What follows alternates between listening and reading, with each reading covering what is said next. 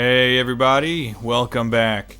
Today I'm taking a look at the very awesome Gunbird for the Sega Saturn. This game was originally released in arcades in 1994 and on the Saturn in Japan only in late 1995. It was developed by Saikyo and published by Atlus, which is the same combination that brought us the amazing Sengoku Blade, which I reviewed last year, and as you might imagine, the two games have quite a lot in common. Also, before I go on, I will mention that this first game in the series did eventually get an international release on the PS1 a good 7 years after its initial release. The title was changed to Mobile Light Force. The cover resembles something out of Charlie's Angels, which has nothing at all to do with the game, and all of the story elements, cutscenes, and bonus features were removed. Bummer. Speaking of the story for a second, the one in Gunbird is pretty entertaining. All the game's 5 playable characters want to collect 4 pieces of a magical mirror that's supposed to summon a genie to grant any one wish, and at the same time a group of 3 pirate types are also trying to obtain the mirror. And after the mirror is put together, you're led to a confrontation with the final boss, who is in fact the genie, though he looks like a giant, evil gizmo, or at least some manner of mogwai. Just like in Sengoku Blade, the first handful of stages are in random order, with the last 3 being sequential. Every character is really unique in their look and personality, and they each have a different ending where they wish for their heart's desire. Kind of like a Twisted Metal scenario. Unlike Sengoku Blade, which is a side-scrolling shooter, Gunbird is obviously top-down, and I'd say it's more or less a Manic-style shooter. It's fast-paced and really challenging, but not as cluttered as a bullet hell shooter. So kind of akin to the first couple of games in the Dodonpachi series. The game does feature 7 different difficulty settings though, so there's a setting for players of pretty much any skill level. As you might expect, every level has at least one boss fight, but some actually have more than one, and the bosses themselves are pretty cool. Usually some kind of big steampunk looking robot with lots of little sections that need to be destroyed individually.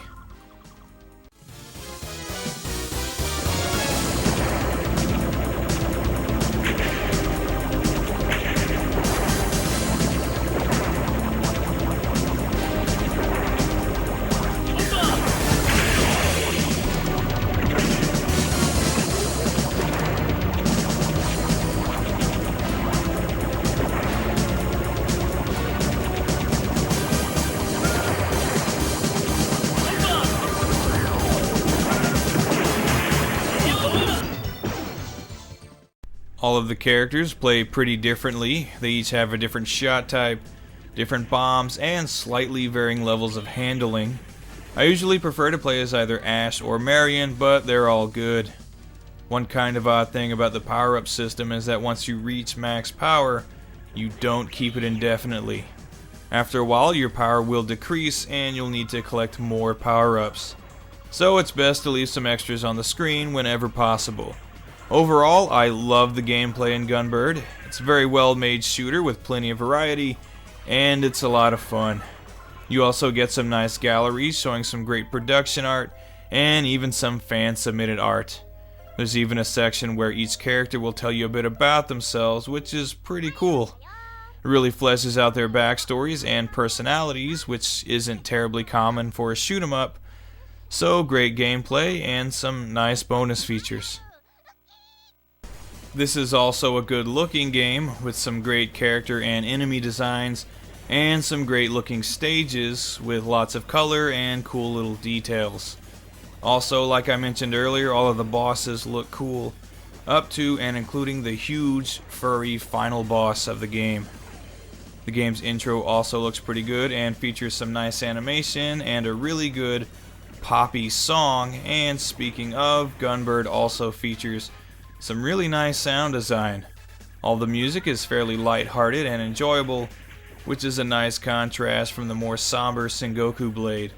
There's also plenty of voice acting all throughout the game, as well as plenty of nice sound effects, lots of things going boom, and overall just a good looking and good sounding game.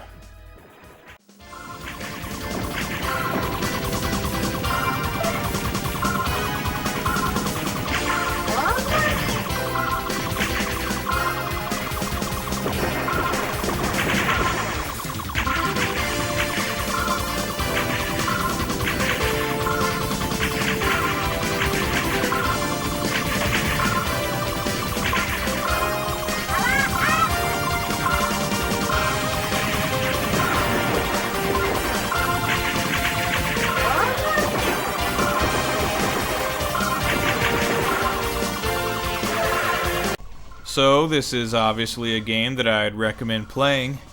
The Saturn version can typically be found online for between $35 and $50. You can also go for the somewhat stripped down Mobile Light Force if you like, but personally I'd recommend saving some money and picking up Gunbird on either the PlayStation Network or Steam. Also, check out the sequel on the Dreamcast, another great game. Really though, play either game any way you can. They're both great examples of the kind of quality you can expect from a Psycho shooter. Check it out.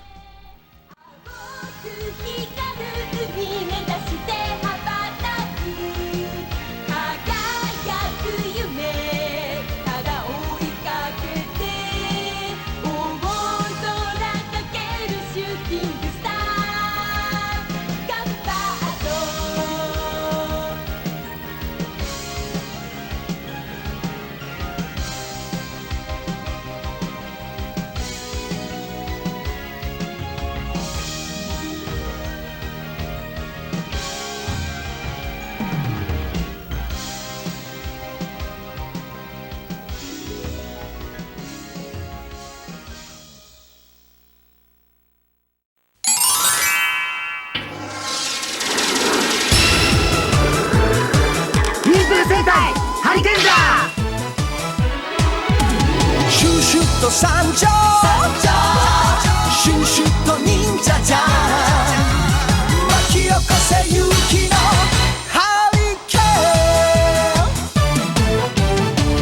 ーン Hey everybody, welcome back. Today I'm taking a look at Ninpu Sentai Hurricanger for the PlayStation. This game was produced by Bandai and released in 2002, well late into the PS1's lifespan, and Western audiences might recognize this better as Power Rangers Ninja Storm.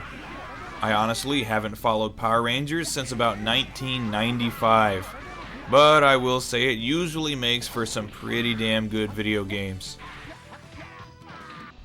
Like I said, I know very little about this particular series, but if you've seen even one, you can pretty much piece together what the plot is gonna be.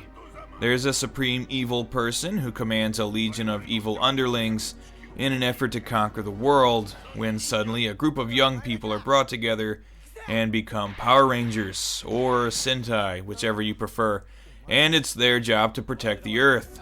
Everything else is just incidental details to get you to the giant robot versus giant monster fight, which I always thought was the best part of each show. I don't really need a whole lot of dramatic scenes developing the interpersonal relationships of the Rangers. Just get your asses in that robot. As far as the gameplay goes, this game is kind of all over the place, in a good way. In a single chapter, you'll go through 2 or 3 different gameplay styles, and they're all pretty fun. Hurricanger is in large part a beat 'em up. You choose from one of the 3 Rangers to start with, and you unlock more as you go on. Then you jump in and start beating the hell out of putties. I know they're not really putties, but that's what I'm calling them. You can have 1 or 2 players, and if you go in solo, you get to choose a computer-controlled ally, and all of the Rangers have a couple of special moves that can be performed Street Fighter style. And you even have some really powerful, cool-looking super moves that you can pull off after your power meter fills up. Once you bust your way through all the cannon fodder, you'll have a fight with the chapter's monster boss character. They'll be way stronger than the regular enemies, of course, and they have an array of their own special attacks.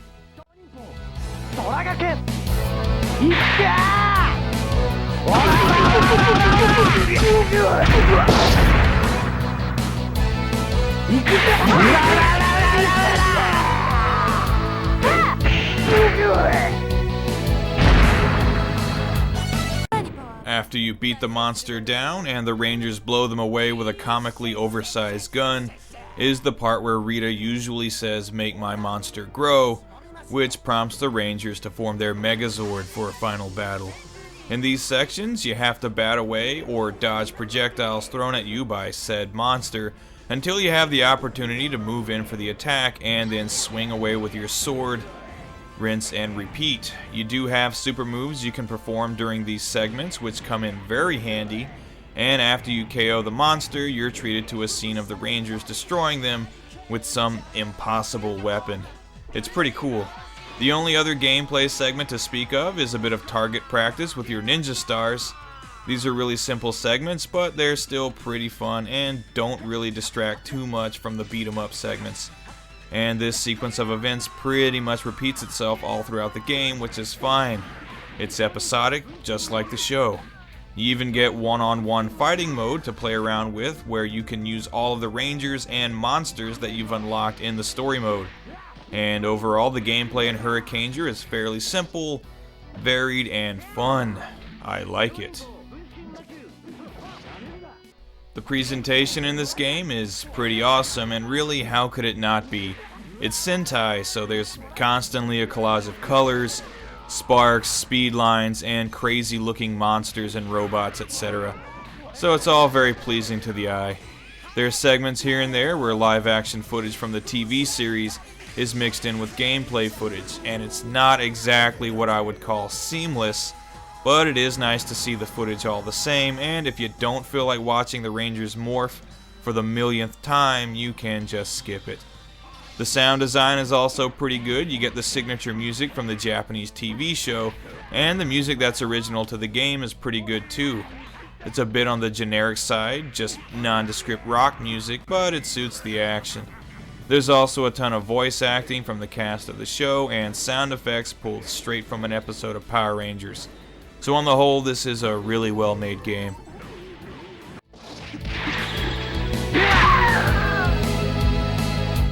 Let's go! Ninpu! Shoreviewken! Ikka! これでとどめだ!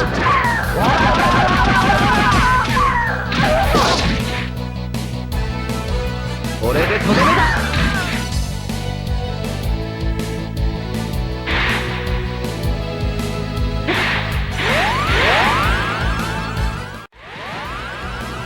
超輪砲分身魔球超輪砲分身魔球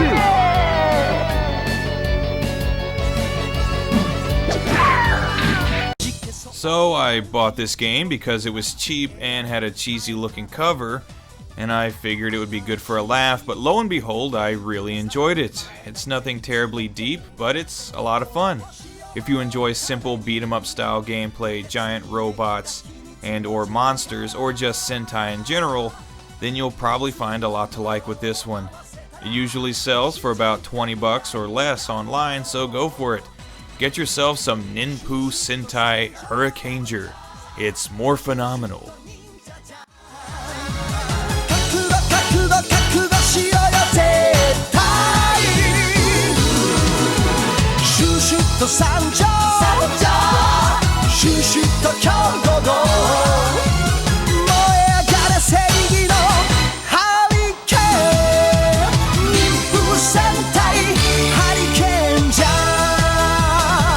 風になれ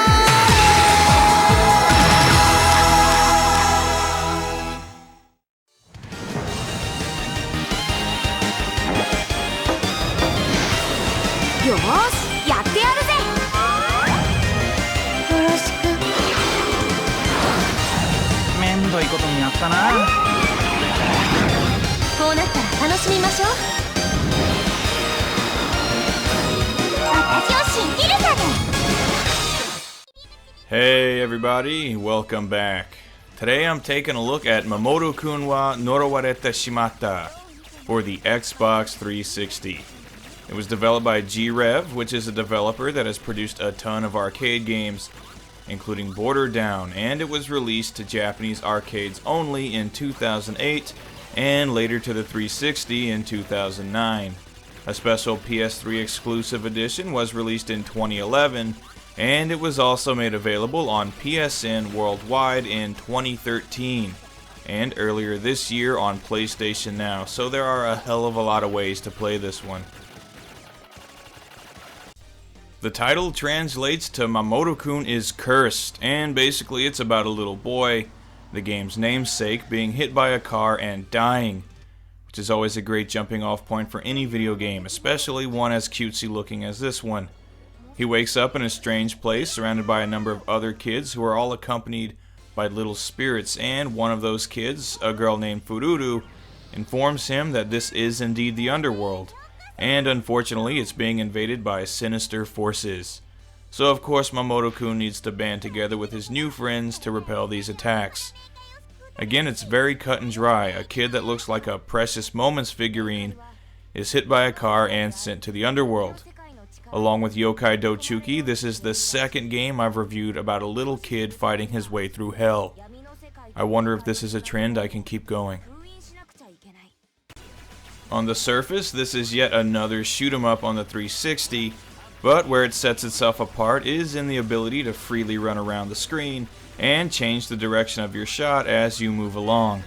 So in that regard, it actually has something in common with the Pocky and Rocky series. One key difference though is that holding down the fire button locks you in the direction you're currently facing, so you can play this one more or less like a straight top-down shooter if you really want to. But the free running aspect makes Mamoru-kun just that much more fun. You have 5 characters to choose from with 2 more to unlock, and each has a significantly different shot type.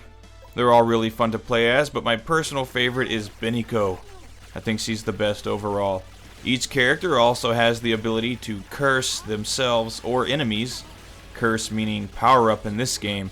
You can drop a curse field in front of you that powers you up when you walk into it, but powers you down after it wears off. Or you can fire a powerful curse shot at enemies that does a ton of damage, but be forewarned that if you don't kill your enemy with the shot, it'll create a field around them and then they get a power boost.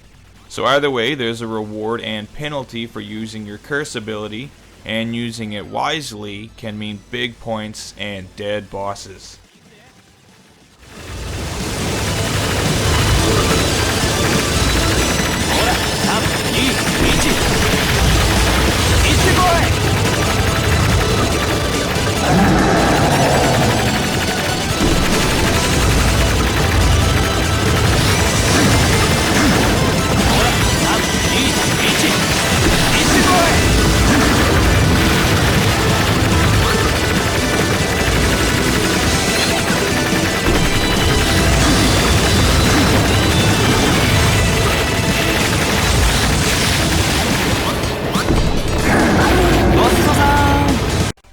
There are 2 primary modes to choose from, the original arcade mode and the story mode. In the arcade mode, you can choose from any of the levels you've already completed and play them in whatever order you like. In this mode, you only choose one character, and that character has a limited number of hearts representing their health, and health power-ups can be found in each level. In the story mode, however, you have to use all 5 of the central characters. You choose their order, and when a character is hit once, they're dead and move to the back of the pack, and picking up a health power-up brings back one of your downed characters. I like this difference in the 2 modes. On the one hand, you have the arcade mode that lets you play however you want, and on the other hand, the story mode gets you familiar with all of the game's characters.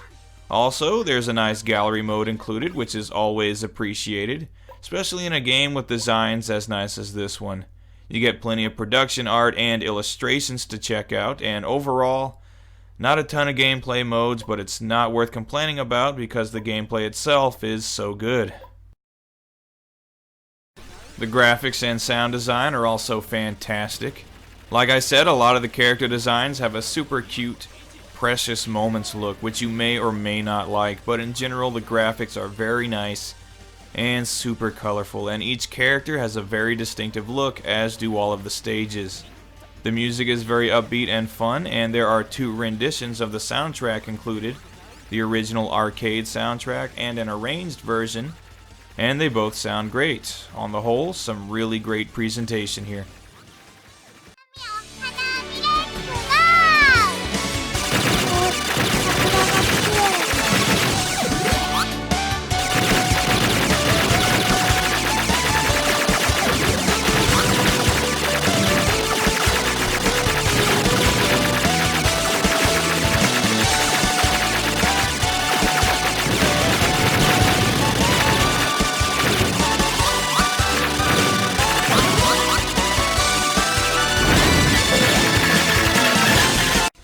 So this is a very enjoyable game which I highly recommend, especially to shooter fans. Prices for physical copies tend to fluctuate online and can usually be quite high. And on top of that, the 360 version is not region free, so it would probably be necessary to pick up the more expensive but region free PS3 version. I would personally recommend saving a bit of money and going for the version available on PSN. If you're a shooter fan looking for something a little different that can offer you a decent challenge, then check out Mamoru Kun wa Norowarete Shimata. It's awesome.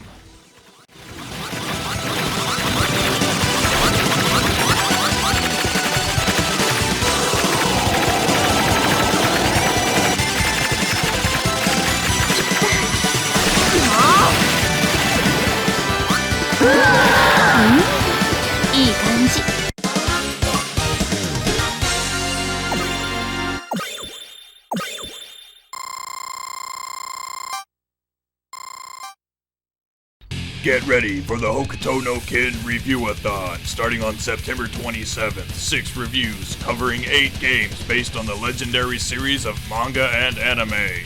That's a new review every day for 6 days. So much action it's borderline irresponsible. Can you handle that much action? If you can't, you're already dead.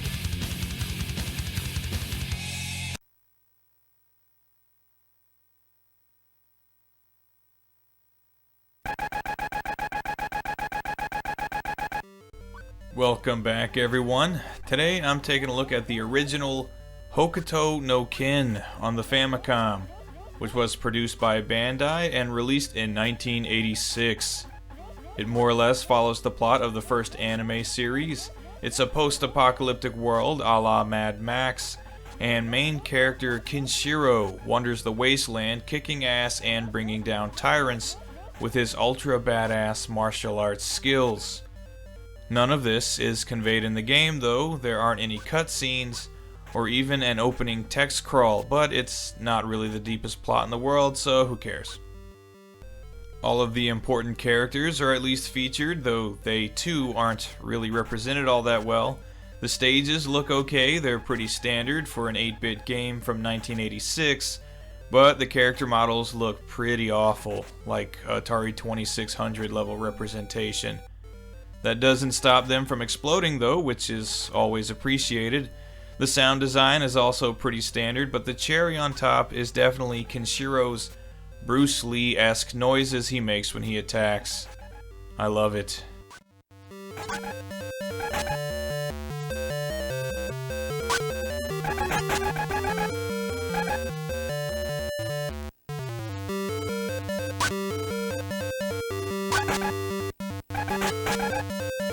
This is an exceedingly simple game. Just walk to the left and punch or kick enemies as they come at you, while also trying to avoid the ultra annoying projectiles that come flying in from off screen.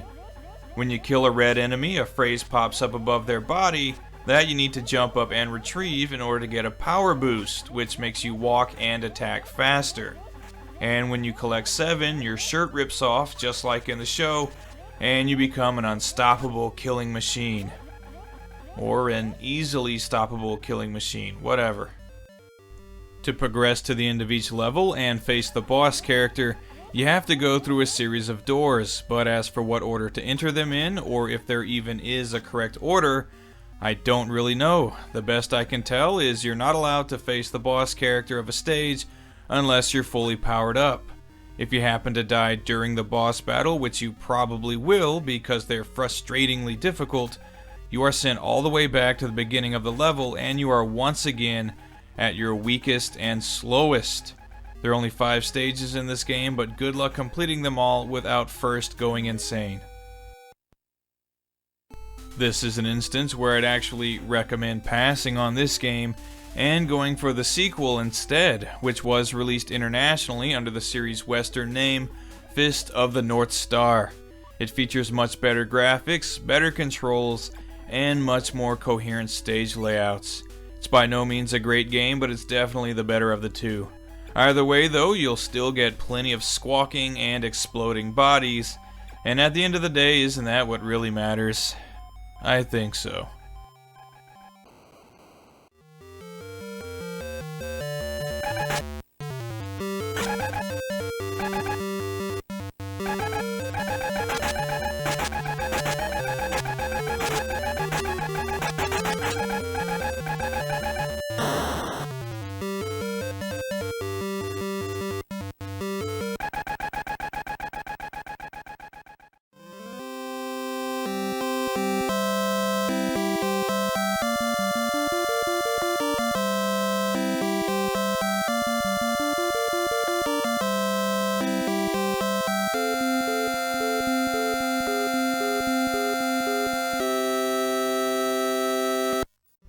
Hey everybody, welcome back.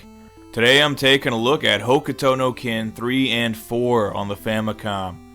Both games were produced by Bandai and released in 1989 and 1991 respectively.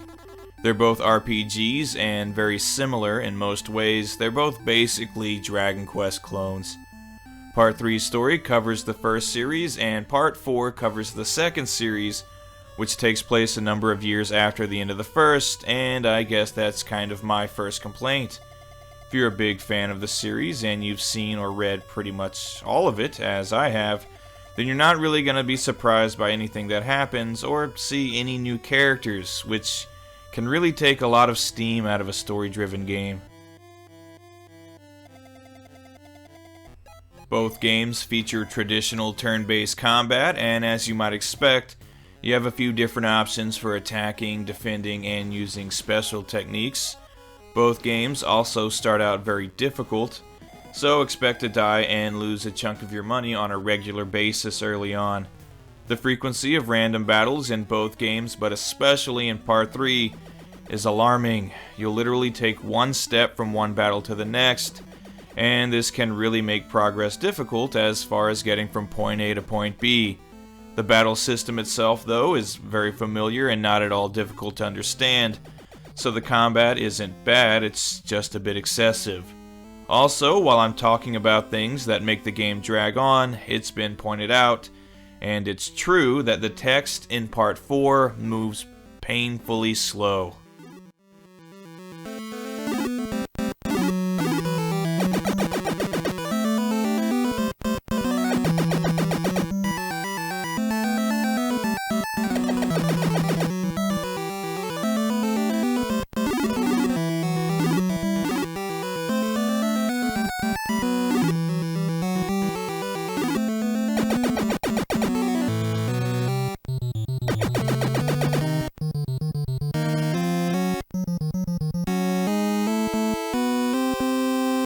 Graphically, Hokuto no Ken 4 looks considerably better than 3, which is to be expected as it was released 2 years later. It's much more colorful and defined, or at least the exteriors are. The interiors do still look really stale.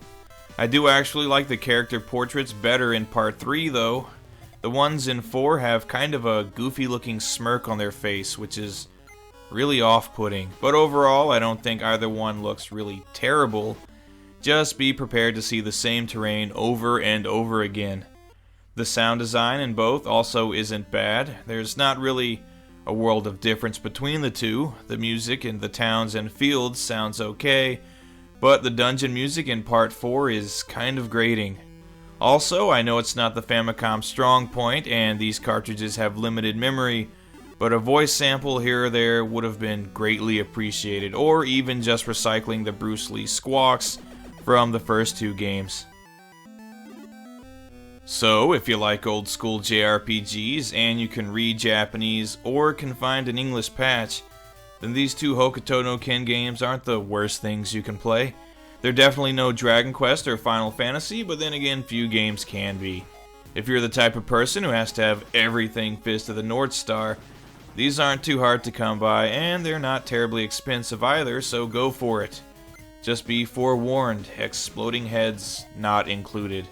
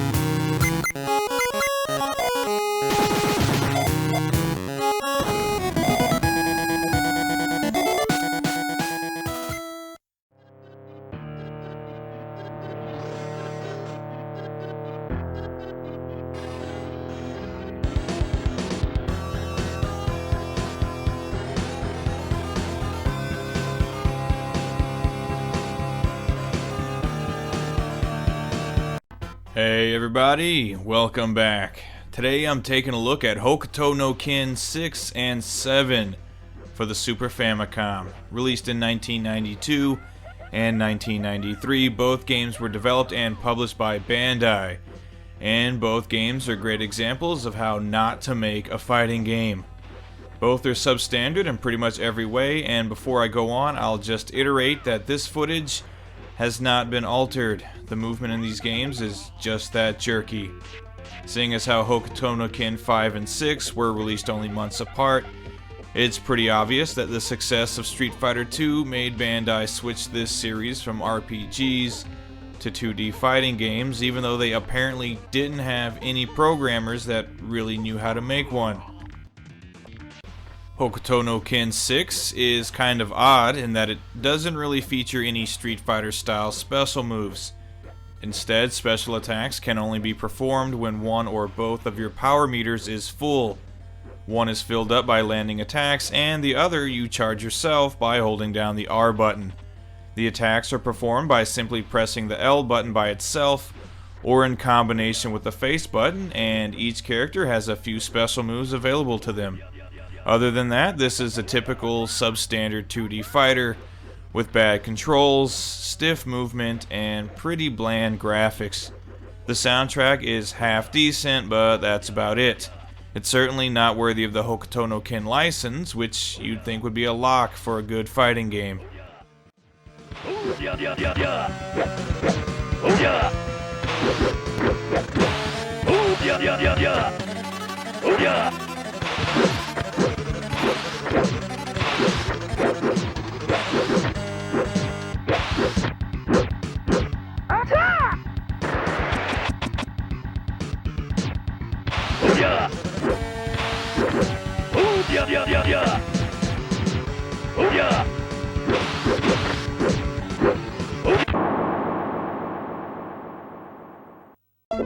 Hokuto no Ken 7 is actually worse than 6, if you can believe that, mostly due to the god-awful controls. The control scheme itself is simple enough. The face buttons are your 4 attack buttons. The R button performs a power block that's needed to block against special attacks, and it's limited by the power bar underneath your health bar. And this time around, special attacks are performed more or less in the manner used in Street Fighter. The gameplay itself, though, is super jerky. The controls are unresponsive and really delayed, and overall this is just a mess to play. On top of that, the CPU is frustratingly cheap. They'll pretty much just spam special moves that eventually you can't block anymore when your block meter runs down. Again, I have to assume that this game was put together by a group of programmers who were trying to recreate Street Fighter II but didn't really know how to program a fighting game. Either that, or they were only given a weekend to put this thing together.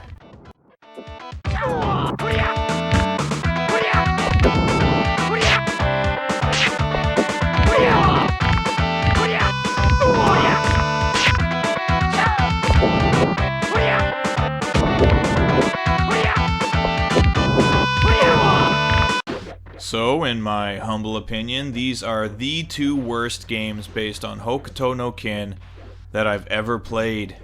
These are the kinds of games that as soon as you start playing them, you're immediately hit with the realization that you're playing a really crappy fighting game. It's a similar feeling to playing one of the crappy Mortal Kombat knockoffs from the mid-90s like Kasumi Ninja or Way of the Warrior. I bought these games only because I'm a huge fan of the series and didn't know what I was getting myself into. My advice? Pass on these games. There are other Hokuto no Ken fighting games out there that I guarantee you'd much rather play.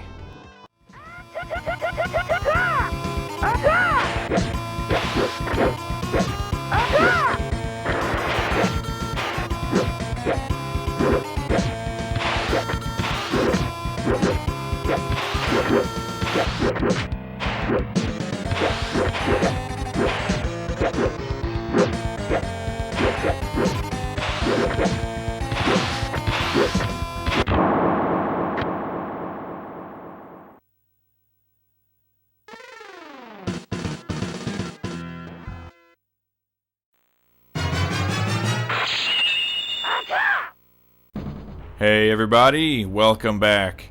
Today I'm taking a look at the simply titled Hokuto No Ken on the PlayStation.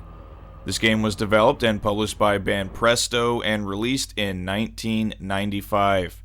It features an original story for a change, or at least original for the series. It's still really cliched, and it features gameplay that's very similar to games like Yu Yu Hakusho on the Super Famicom and Battle Heat on the PCFX, and in addition to the PS1 release, it's also available on the Sega Saturn. The story in this game takes place sometime after the end of the manga series, and starts, as they often do, with a kidnapping. Lin and Bat, now adults, are getting married, when suddenly a group of motorcycle-riding badasses show up from the wasteland to ruin the ceremony and run off with Lin. At this point, there's really only one thing to do: call in the ultra-manly Kenshiro to kill off all of the bad guys and rescue the girl. Though this is its own self-contained story and separate from the manga series, it more or less repeats a lot of the major plot points from the manga, including introducing characters that are pretty much carbon copies of past characters, as well as reusing the "there's another comparable martial art out there" story arc. Also, while I'm on the subject, this game apparently assumes that you're more interested in the story than the gameplay, because there are a lot of very long and unskippable cutscenes all throughout the story mode.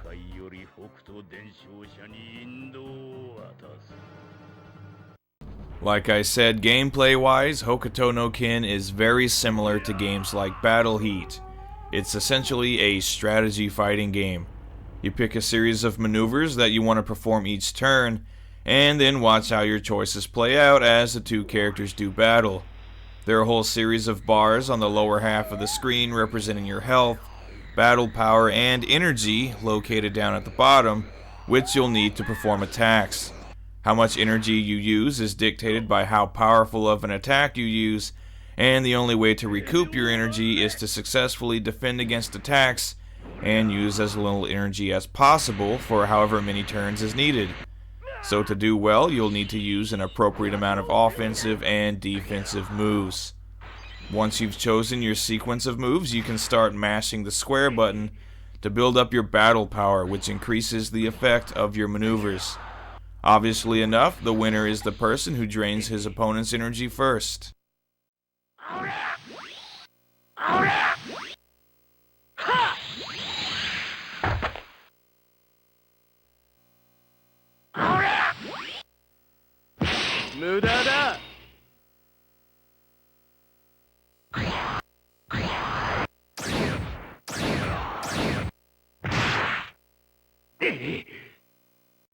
There are only two gameplay modes in Hokuto no Ken: story mode and versus mode. In the story mode, you'll only be playing as Kenshiro and going through a ton of henchmen in each chapter before getting to the boss character.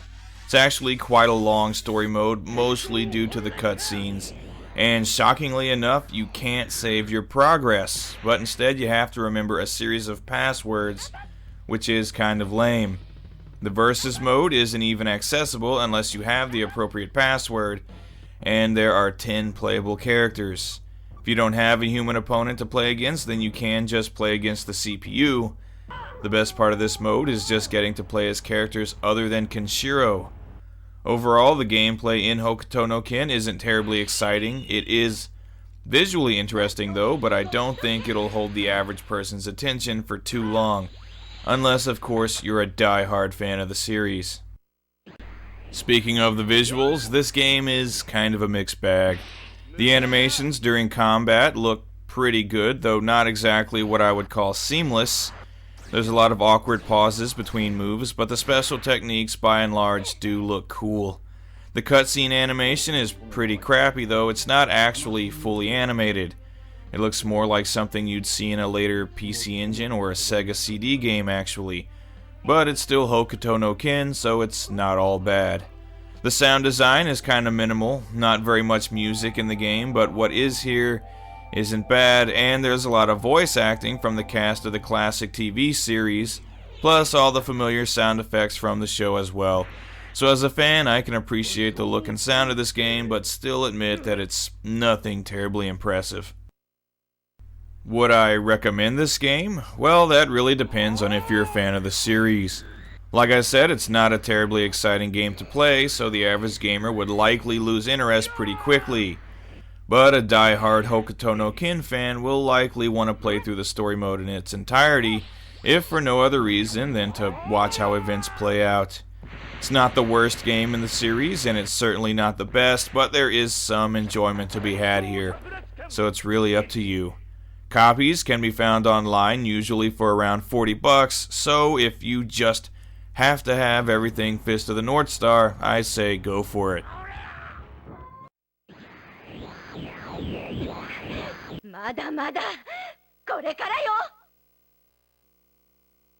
なんと追悼権奥義非常白霊。へや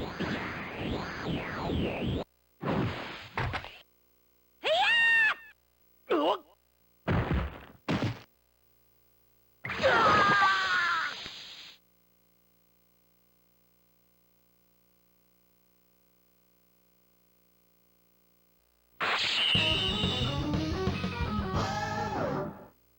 女だと思って甘く見たのが不運だったわね。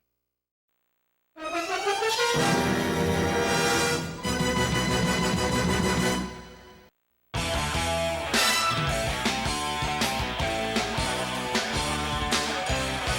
っしゃー愛で空が落ちてく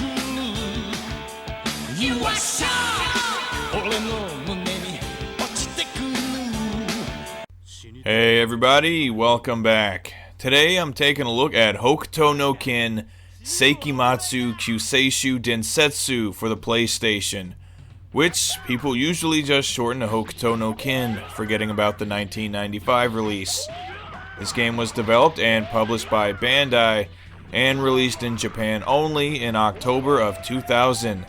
I'm happy to say that it represents a significant turn for the better in the quality of games based on this series. It's actually my second favorite game based on the legendary manga of the same name, just edging out Ken's Rage, which I also enjoyed.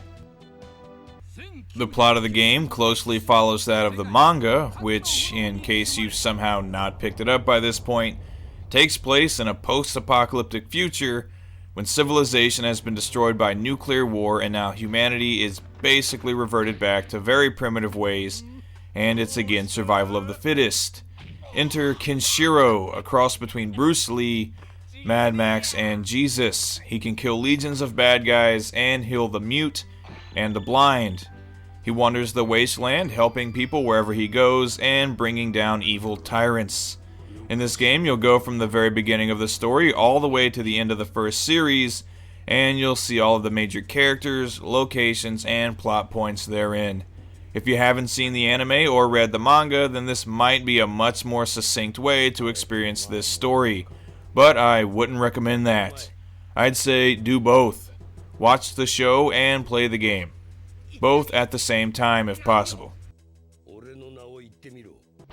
Hokuto no Ken is basically a straightforward beat-em-up, but with a few cool features thrown in to make it more appropriate for the material. Each chapter will have you in some manner of arena, meaning you can't roam about. You're stuck in that area and enemies will come in a few at a time. You have buttons for punching, kicking, and jumping, and you can combine them into combos and special attacks. If you can counter an enemy's attack at the exact right moment, then you can take them out in one hit. Unless they're a sub-boss, in which case you'll go into a sequence that requires a series of button presses. Hit all the correct buttons in time, and they'll explode and take out nearby enemies. When you're taking on a boss character, you have to wear down their health before you can go into this sequence, and when you're successful, you're treated to a nice cutscene where they die in some very elaborate and bloody manner, which this series has always been very good at.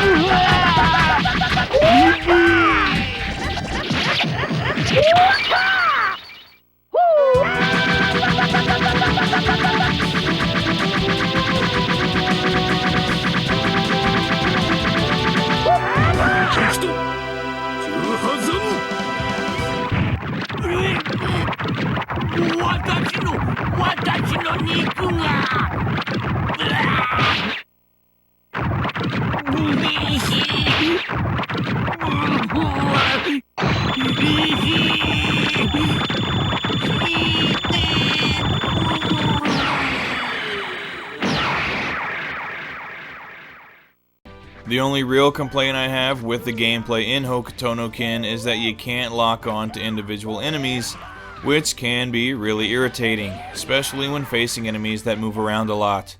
A group of enemies on motorcycles, for example, gave me a pretty difficult time just because I couldn't focus on any one of them. Also, some of the camera angles are a bit bothersome and can make it hard to judge your distance from some enemies, but aside from these two complaints, I really enjoy the gameplay in this game. There is a versus mode included where you can choose from Kenshiro and the various boss characters in the game that you unlock. There's also a theater mode where you can rewatch cutscenes from the game. I didn't really find any use for this mode, but there it is. Overall, really fun gameplay though. Some pretty excellent presentation as well. The graphics are pretty nice. They have a semi-cel-shaded look that actually kind of reminds me a little of the Mega Man Legends games, but not quite as colorful.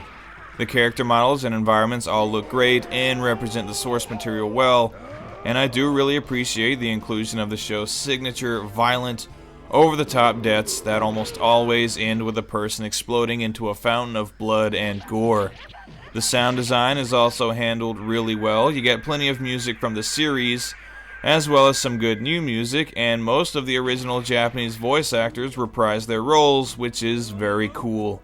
On the whole, this is a good-looking and sounding game that should be really appealing to fans of the series, and to newcomers as well.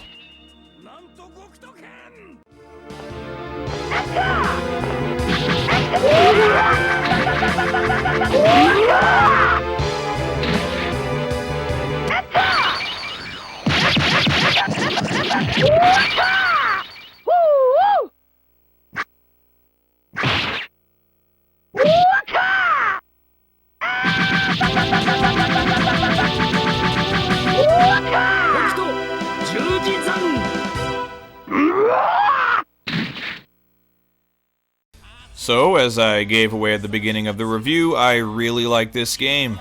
It has some flaws for sure, but overall I find it really enjoyable. It satisfies me both as a fan of the beat-em-up genre and as a fan of Fist of the North Star. If you also fall under one or both of these two categories, then I'd be willing to bet you'd enjoy this game too.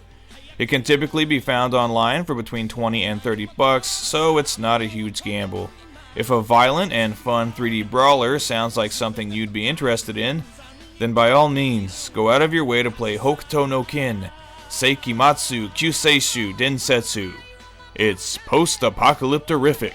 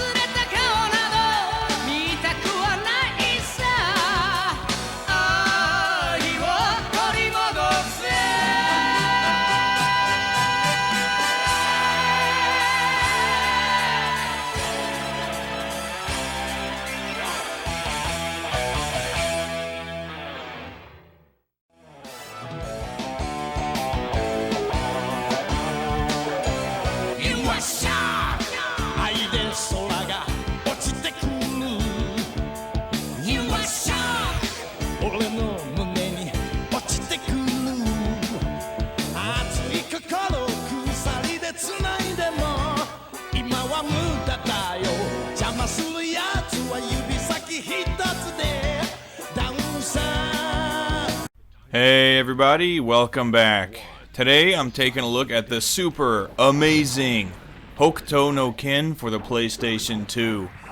This game was published by Sega and it was developed by Arc System Works, the same developer responsible for Guilty Gear, Blaze Blue, and really too many awesome 2D fighters to name, and it certainly shows. There's a lot of the staples of an Arc game in this one. It was released in arcades in 2005 and on the PS2, in Japan only in 2007. It's obviously based on the manga series and features 10 playable characters, which admittedly isn't a lot, especially when compared to some modern fighting games with massive rosters, but it's made up for with the variety in the playstyles of each character.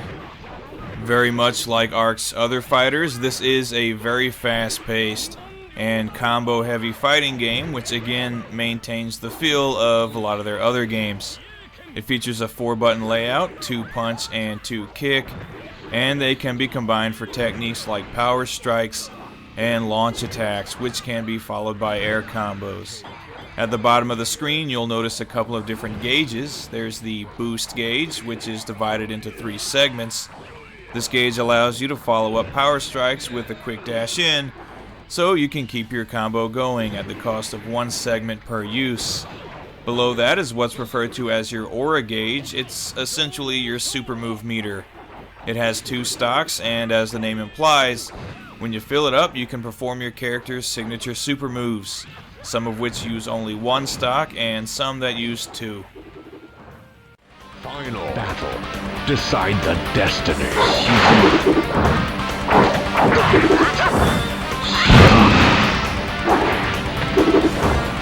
Gunbird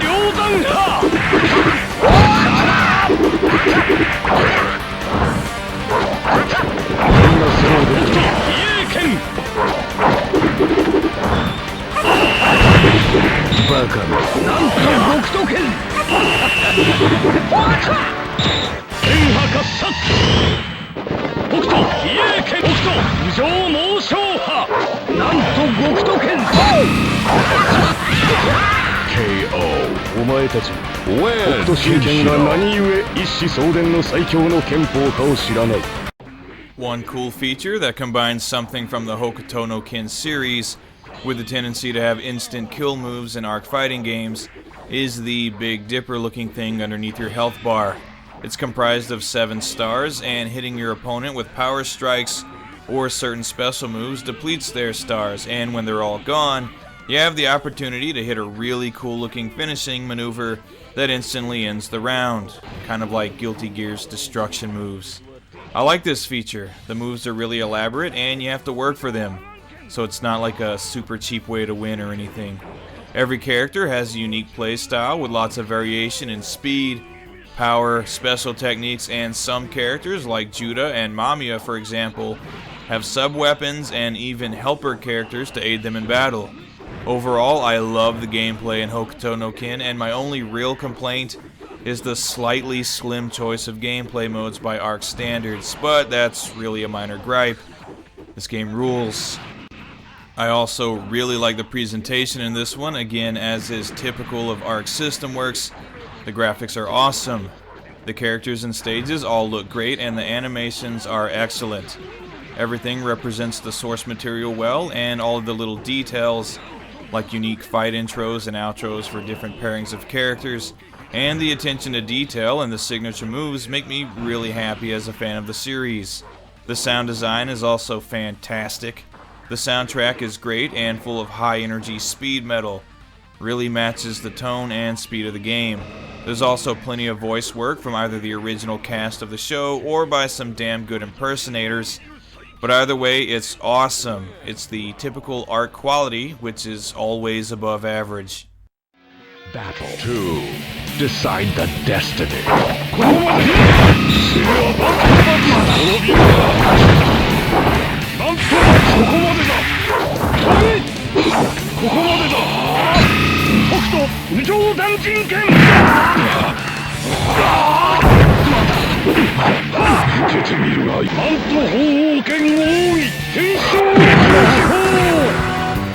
Fatal KO.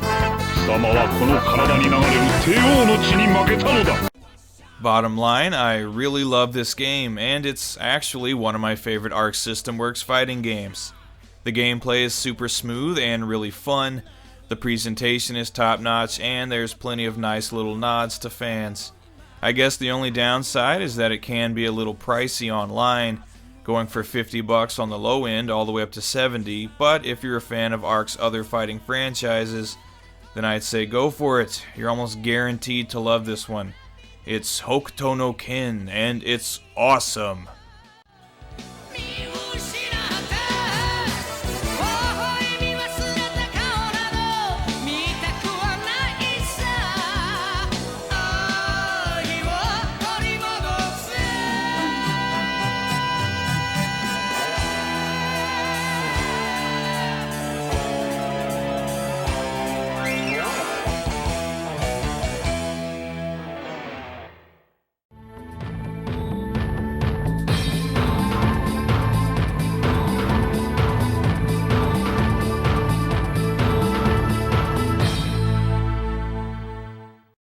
Hey everybody, welcome back. Today I'm taking a look at Giga Wing on the Sega Dreamcast, a top-down shooter published by Capcom in 1999, and it was developed by Takumi, which is a developer comprised mostly of former Toaplan employees.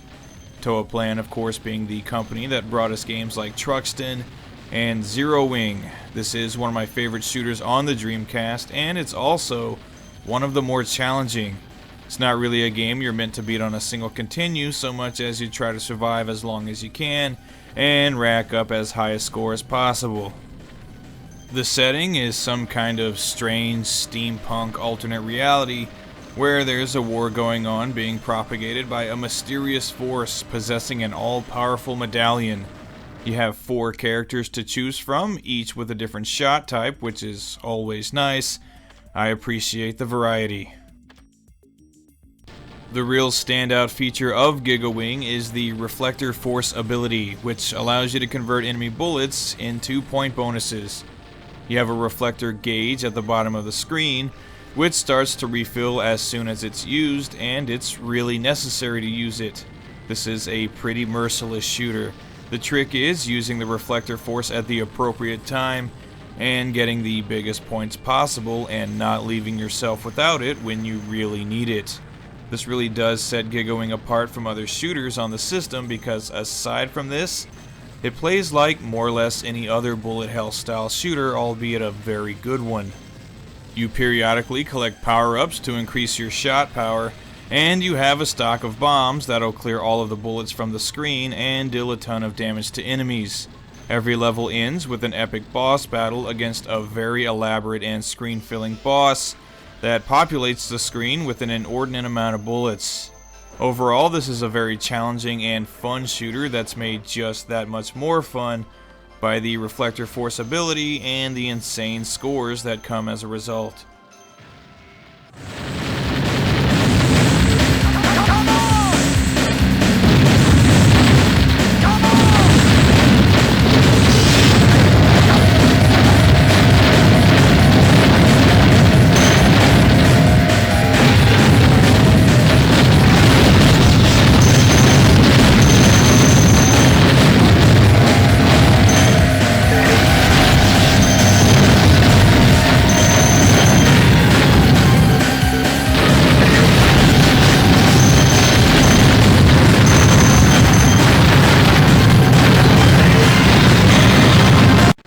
Giga Wing features some top-notch production. I really love the graphics and sound design. The soundtrack I find to be especially awesome. It's a weird blend of high-energy techno tunes and really passive jazz sounds, but it all works very well and sounds great. The graphics are very nice, all of the stages are really colorful and detailed, and the boss and character designs are great too. The only complaint I have isn't really with the visuals as much as how confusing and cluttered things can get, but I guess that's just part of the appeal of a bullet hell style shooter, so it's not even really a complaint. So this is a fantastic game that I can easily recommend, especially to shooter fans and specifically to fans of bullet hell and or Toaplan games. Unfortunately, this is a pretty expensive game online, so it's really up to you and your budget. The sequel, also on the Dreamcast, is just as good and just as expensive, unfortunately, but if you come across either one and you can spare a small fortune, then I definitely recommend picking them up. They're a little slice of shooter heaven. Or hell. Depends on how you look at it, I guess.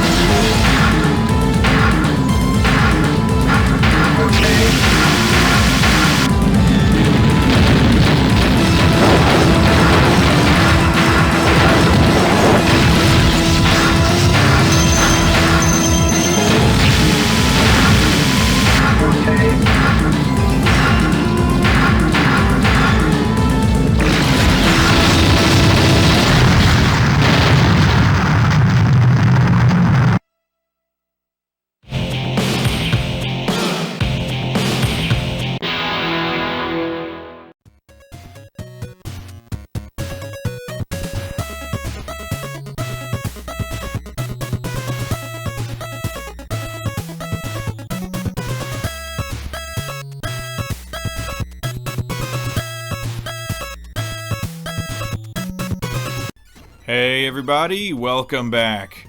I hope bustin' makes you feel good because today we're taking a look at the hauntingly awesome new Ghostbusters 2 for the Famicom.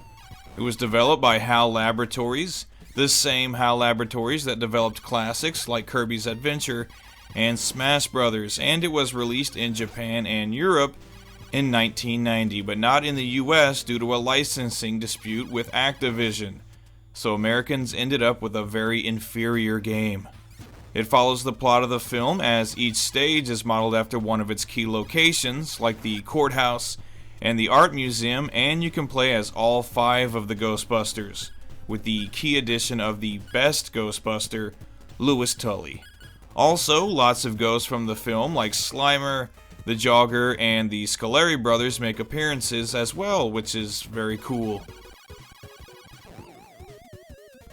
The gameplay in NGB2 is really simple and extremely fun. You pick any 2 characters you want, one that you control and zap ghosts using the proton pack, and one to follow your movements and use the trap. Basically, just capture a ghost in your beam with the A button and deploy the trap with the B button. The ghosts aren't stationary though, so you have to be careful not to run into them or the projectiles that they sometimes throw. You have only 3 lives and 3 continues, but you can earn extra lives by capturing enough ghosts. This game starts out easy enough, but the difficulty ramps up, and the levels get longer over the game's 5 stages. One helpful trick is that your beam and trap are effective through walls, which comes in very handy.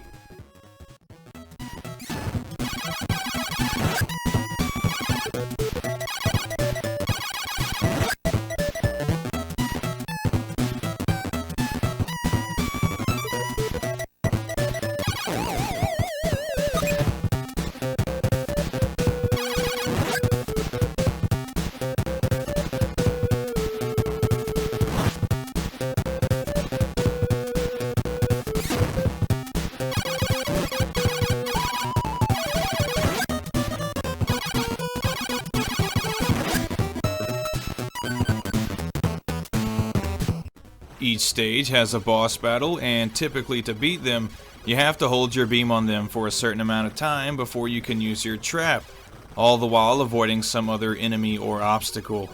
Overall, aside from your partner occasionally running off on his own, the gameplay here is great. It's easy to get the hang of and really fun. It'll only take you between 30 to 40 minutes to complete, but it's an awesome 30 to 40 minutes. The slime on the cake in New Ghostbusters 2 is the presentation, which I personally think is excellent. First, I love the chibi design of the characters.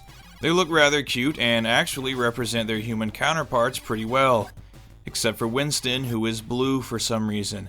As I said, all the stages are taken directly from the film and they all look great.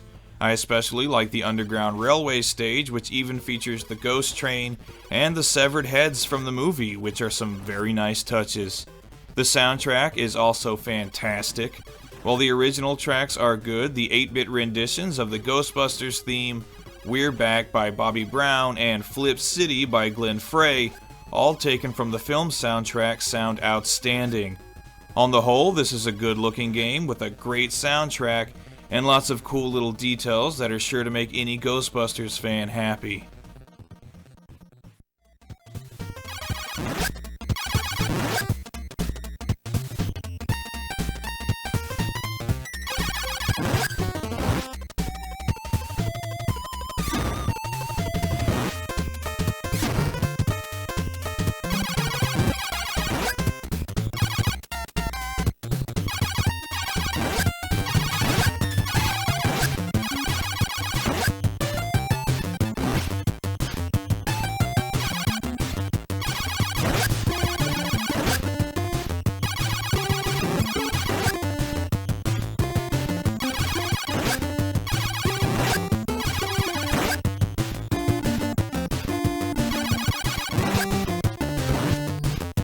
So I absolutely recommend playing this game any way you can, even though the prices on eBay are so high they're scary.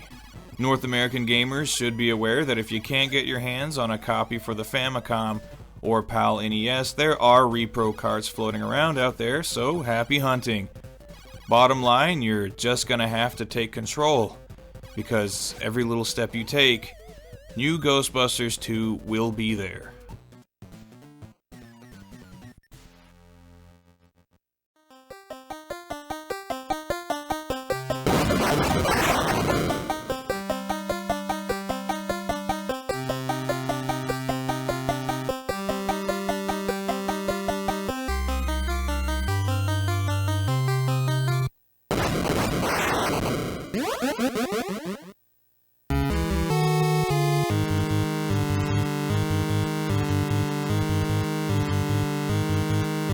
Hey there, my fellow slashers, welcome back. Today we're taking a look at Splatterhouse Wanpaku Graffiti on the Famicom. This game, a chibi cute version of the always awesome Splatterhouse series, was published by Namco and released in Japan only in 1989. And it's actually the first game in the series to get a console release, even before the PC Engine version. Like every other game in the series, it stars Rick as he tries to rescue his girlfriend Jennifer, this time from the Pumpkin King. I won't spoil the ending, but it is a pretty cool little twist, and there are a couple of different versions of the ending depending on whether or not you can collect a couple of crystal balls hidden around the game. This is a very simple and straightforward action platformer, kind of in keeping with the original. Essentially just walk to the right and hack down enemies as they come at you. You are kind of hindered by Rick's very short range. It is very common to run into an enemy when you're trying to attack them. You can occasionally pick up a shotgun though, another holdover from the first game, and each gun has 10 rounds and anything in front of you is totally blown away, even multiple enemies.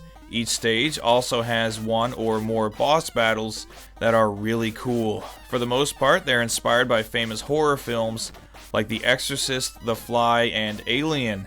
Even the ones that aren't horror film inspired are pretty cool too.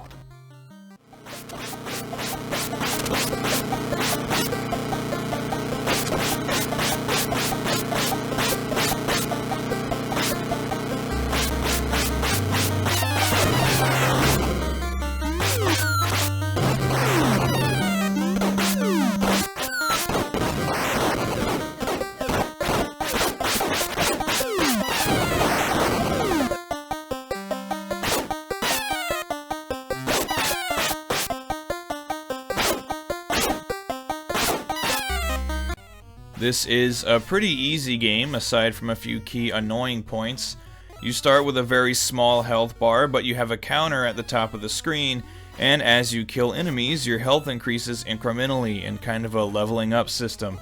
There are bits of candy and hamburgers scattered around each level to restore your health, and while you don't have infinite continues, this game does feature a very simple 4-digit password system, so you can always go right back where you left off. Overall, this is a pretty fun game. I won't say it's amazing, but it is enjoyable, if kind of a mix between really easy and really irritating at times. The graphics in Wanpaku Graffiti are pretty nice. Despite being entirely set in nighttime environments and in creepy old houses and the like, the color palette is actually pretty diverse. The stages all look good with a lot of cool little background details. I especially like the first level cemetery and the very atmospheric Diamond Lake. The character designs are great too. It can be easy to take a gruesome game like Splatterhouse and make it look cute, but Namco did just that. Rick, the monsters, and again all of the boss characters look very good. The music is good too. It's kind of subdued, but it does match the material really well. It's kind of a mix between creepy and playful. Again, just like the game, so everything fits together really well.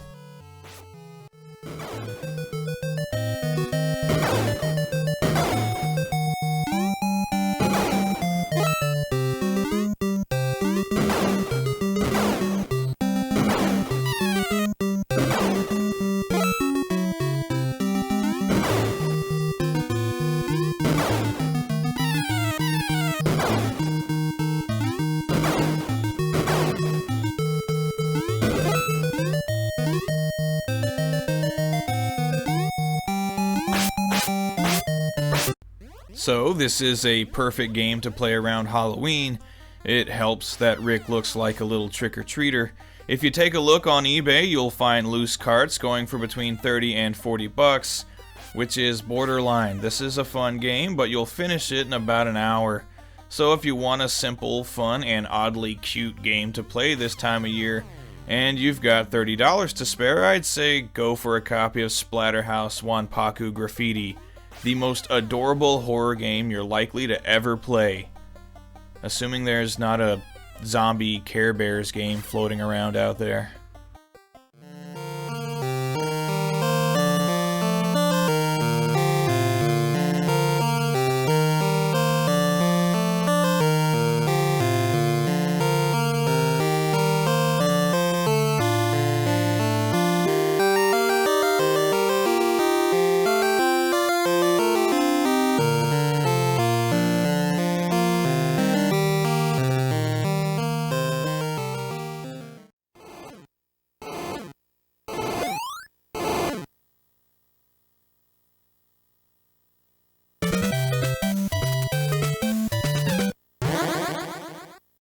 Hey, all you little vampires, welcome back. Today we're in for a treat because we're taking a look at Akumajo's Special, Boku Dracula-kun for the Famicom. Also simply referred to as Kid Dracula, it was developed and published by Konami and released in Japan only in October of 1990. It's essentially a parody spin-off of Castlevania, starring the title character Dracula-kun. Apparently, the demon known as Galamoth has challenged him for the title of Demon King. So he sets out to battle through legions of monsters and face Galamoth in a one-on-one battle to prove his supremacy as the one and only adorable King of Evil. And then all of the other little monsters will want to come to his castle and be his friends.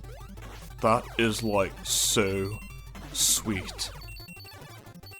Akumajo Special is an action platformer, kind of like a much slower paced Mega Man game actually. You can shoot fireballs both in front of you and overhead, and by holding down the fire button you can launch a power shot. After finishing each level you earn a new ability, like a homing shot, ice ball, transforming into a bat, and a few others. One especially cool thing about the various power shots is that if you kill an enemy with them, then they leave behind a coin. In between each stage, you have the opportunity to play some mini games for extra lives, assuming you were able to collect those coins. And the mini games range from a simple slot machine to sticking swords into a barrel with a skeleton in it, hoping his head doesn't pop off, and even guessing the color of underwear some can-can dancers are wearing. The special abilities you earn also come in handy in particular parts of certain stages, and they're very useful against the game's bosses, which themselves are really wacky in a terrifying sort of way.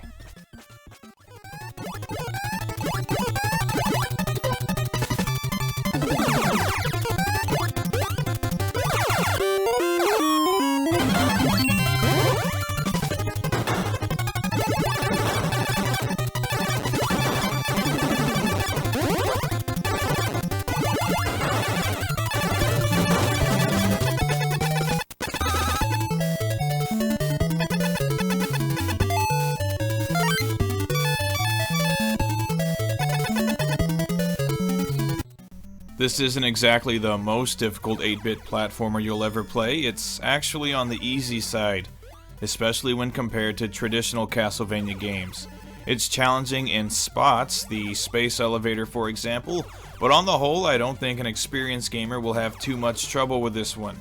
You also have infinite continues. You will be returned to the beginning of the stage at your starting health level if you get a game over, but if you're persistent, you will make it past any troublesome areas. Overall, though it's mostly an easy playthrough, this is a very fun platformer with lots of cool abilities to play around with and plenty of goofy monsters and bosses to take on. I like it a lot. I do also really like the look of Akumajo's Special. It has a very colorful and cute, super deformed motif going on. All of the character sprites are very large and look really good, Though as a consequence there is quite a bit of flicker and slowdown in spots, but that's forgivable I guess. The stages are also really nice looking, very colorful with lots of cool little details. The first stage I especially like. It's an amalgamation of various stages from Castlevania. On the whole, it's a pretty good looking game with a good soundtrack to match. Lots of really lighthearted and fun tunes to match the look and feel of the game, courtesy of the Konami Kukeya Club. All things considered, just a really well made game, which is what you'd expect from 8-bit Konami.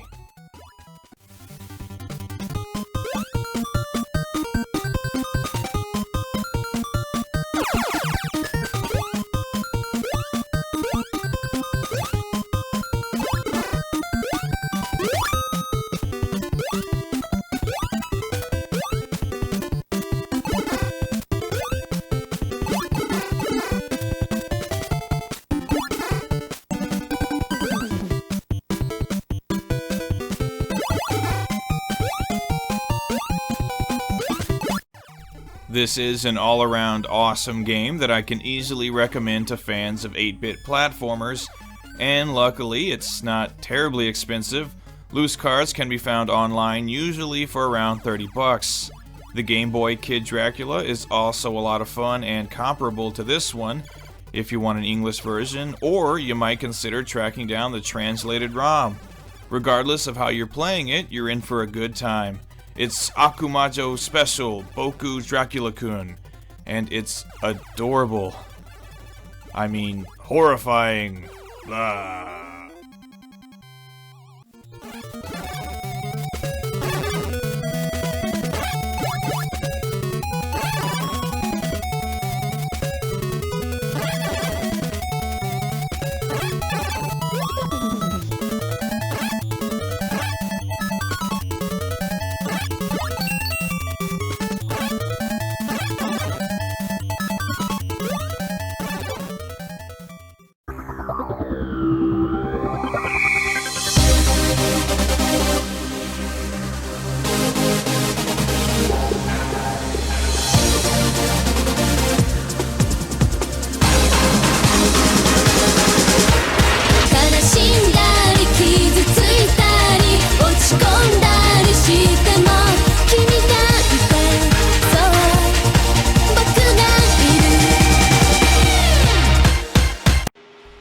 Hey there, racing enthusiasts, welcome back. Today I'm taking a look at Cyber Formula, Road to the Evolution for the GameCube. Released in 2004, it's based on an anime series that originally aired in 1991 and had several OVAs all throughout the 90s. Sunrise, the studio that produced the anime, also developed and published this game. The setting is sometime in the future when AI computers are installed into race cars to reduce accidents and push drivers to their peak. One particular computer, the one belonging to main character Hayato, is hyper-intelligent and evil forces want to steal it for use in military weapons development. None of this comes into play in the game though, just thought I'd mention it. Cyber Formula is basically an arcade-style racing game, complete with super fast, futuristic-looking cars. It's kind of like an updated Speed Racer, but without the weapons.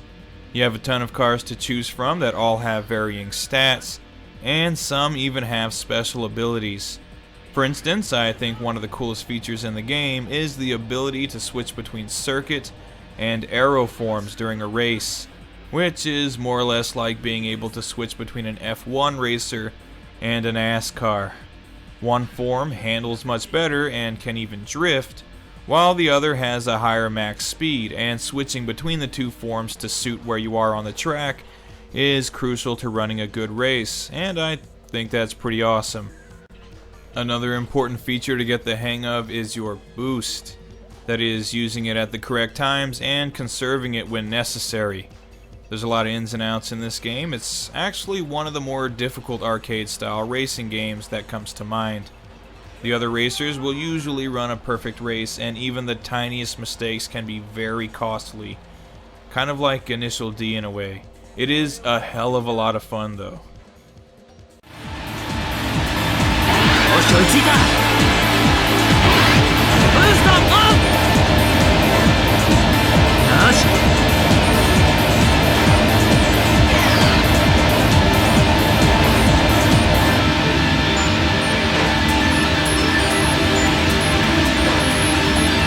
いける。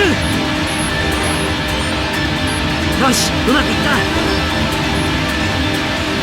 こげ。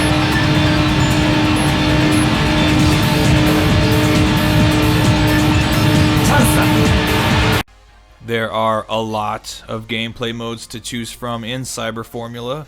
The main attraction is the Grand Prix mode, which is a series of 6 races, and before each race you run a qualifying lap to decide your position at the start. Regardless of what position you finish in, you move on to the next race, and your goal is to finish in at least the top 3 overall.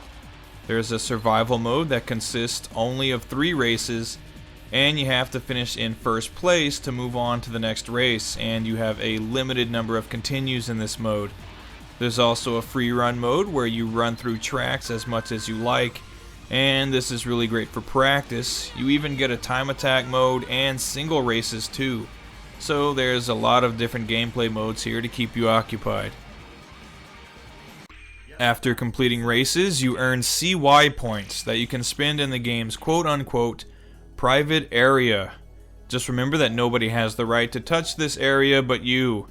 Here you can spend your points on new cars, or maybe even just new colors for cars you already have. You can buy cards in the hobby shop that you can look at in the card viewing area, and they're pretty much just stills from the anime. You can look over all of the cars you currently have unlocked, and you can even go to the audio area to listen to all of the songs from the game's soundtrack. Overall, Cyber Formula features some great gameplay and more than enough ways to play. This is a fairly good looking game. There's a lot of detail on all of the cars and tracks, but some of the tracks can be a bit on the bland side. It would have been nice to see some night tracks, or maybe racing through a futuristic looking city. Something like that, but what you get here is actually pretty tame. Especially when compared to a game like maybe F-Zero GX, also on the GameCube. But on the whole, I'd say it still looks good. I do especially like the inclusion of anime stills when the characters talk during a race. The soundtrack also isn't bad. For the most part, it's a lot of techno, but there are some rock tracks thrown in here and there, and on the whole, it sounds pretty good. There's also a lot of voice acting, both in the menus and during the races, and I like that. It adds something in the way of personality. Overall, nice presentation, but the gameplay is definitely the draw here.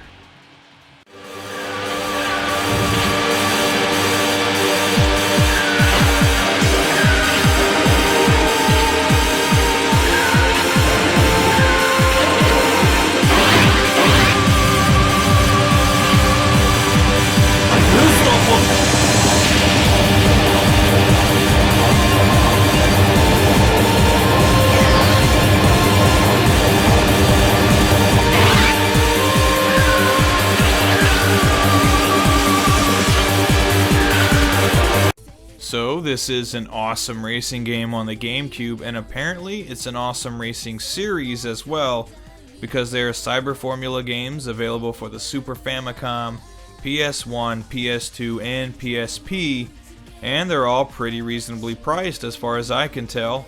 This one typically goes for 20 bucks or less, so I definitely recommend it to racing game fans. If you have a Japanese GameCube, or you can play imports on your Wii, then definitely give Cyber Formula Road to the Evolution a try. It's fast, it's furious, and it's fun. Check it out.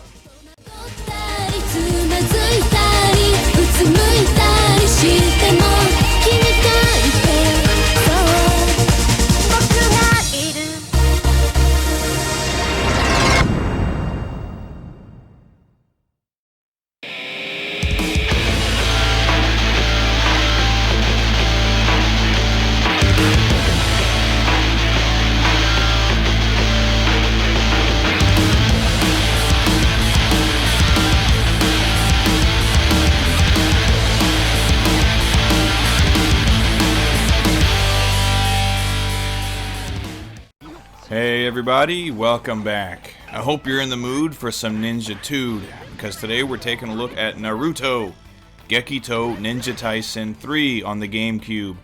This game was developed by Aiding, a developer that's made a ton of anime-based games, including ones based on Bleach and Zatch Bell, and it was published by Tomy.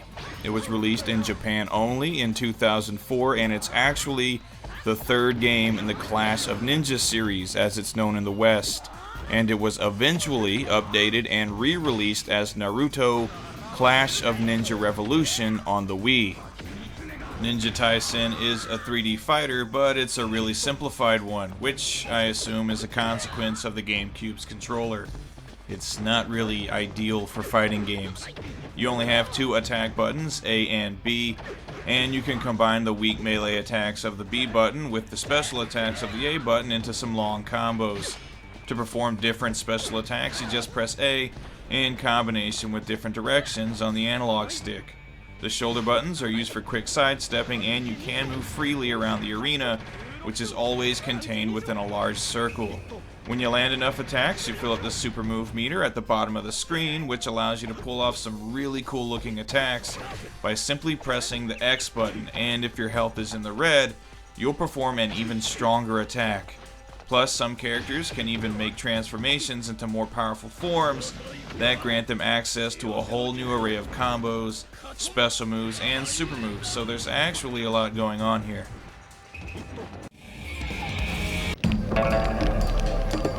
さて始めようか。負けるのはてめえじゃん。いざ慎重に一本目始める。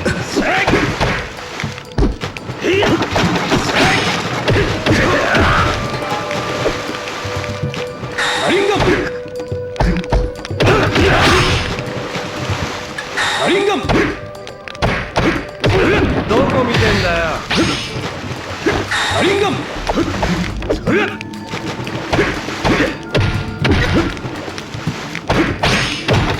どこ見てんだよ。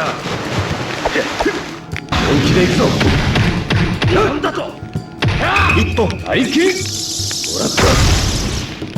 There are a number of different gameplay modes in Ninja Taisen 3. My personal favorite is the 4-player Battle Royal mode, which can be a pretty frantic free-for-all. And the first person to win 2 rounds is victorious. Of all the modes included, I had the most fun with this one. There's also a 3-on-3 mode, which is in the style of an elimination match. Characters swap in and out after being defeated, and an especially cool feature of this mode is the ability to pull off some really devastating team attacks. Aside from these, there's also a mission mode, survival, and training. There's even a shop where you can purchase new unlockables with money you get from winning fights. Overall, the gameplay in Ninja Taisen 3 is pretty fun, if excessively simple, and there are a ton of gameplay modes, so I really enjoyed it. The graphics are pretty good. The whole game has a nice cel-shaded look, which I like, and all of the characters are well representative of the source material. The animations are fluid, and all of the super attacks look really cool. The stages look nice too, but as I said before, you're confined to a circle, and there's no interaction whatsoever with the stages, but on the whole, they do still look nice. The soundtrack is okay. It's all kind of nondescript rock music, with some traditional Japanese instruments thrown in. There's nothing wrong with it, it's just a little generic. There is a ton of voice acting included from the Japanese cast of the anime, which is always nice, so really the presentation here is quite good. いざ慎重に2本目始める。甘い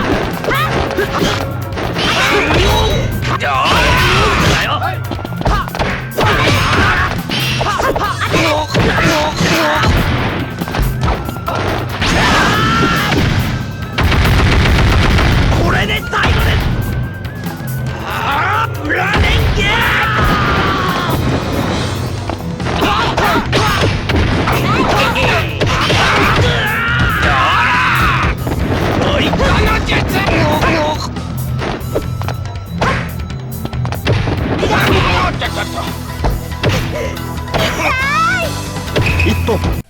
Even though I do like this game, it's hard for me to make a solid recommendation to fighting game fans because of how simple the gameplay is. It's definitely no Tekken or Street Fighter. It's a Naruto game, and more than anything, it's meant to appeal to fans of the series, which I think it most certainly would. If you are indeed a Naruto fan, or even if you're not but want to give this game a try, then I'd recommend going for the version on the Wii, or even the first two Clash of Ninja games. They're all pretty comparable. Regardless, I think you'd have a good time. Check it out.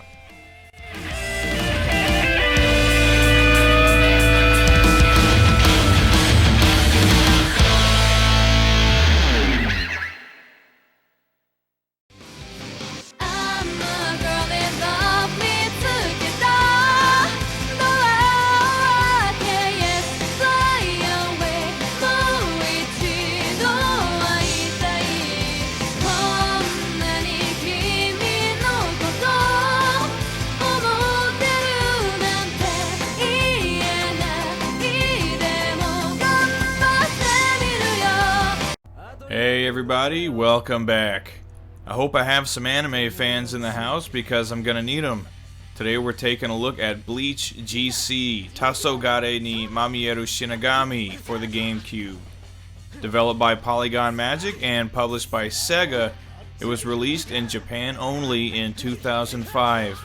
It's obviously based on the very successful series of manga and anime that centers around the adventures of Ichigo Kurosaki and company as they battle their way through various supernatural worlds. Though this particular game wasn't released in the West, the sequel, entitled Bleach Shattered Blade for the Wii, was, so there are other options out there. Bleach GC is a one-on-one fighter, but definitely not a typical fighter. I think the designers felt they had to make this game stand out in some way because of the source material they were working with. But what we ended up with is a very simplified 3D fighter, kind of similar to the Naruto game I recently reviewed. You only have 2 attack buttons that you combine into a limited number of combos, and as you land attacks, your power gauge fills up, allowing you to perform a number of different special moves that are also executed by just pressing 2 buttons. You can also charge your power gauge up by holding both of the shoulder buttons, but that can be risky. It leaves you completely vulnerable. One special move that all characters have in common is the ability to slow time down for their opponent, allowing them to basically land any moves they want for a short while. Every character also has an ultimate attack that results in a short cutscene, and again, they are all executed in the exact same manner.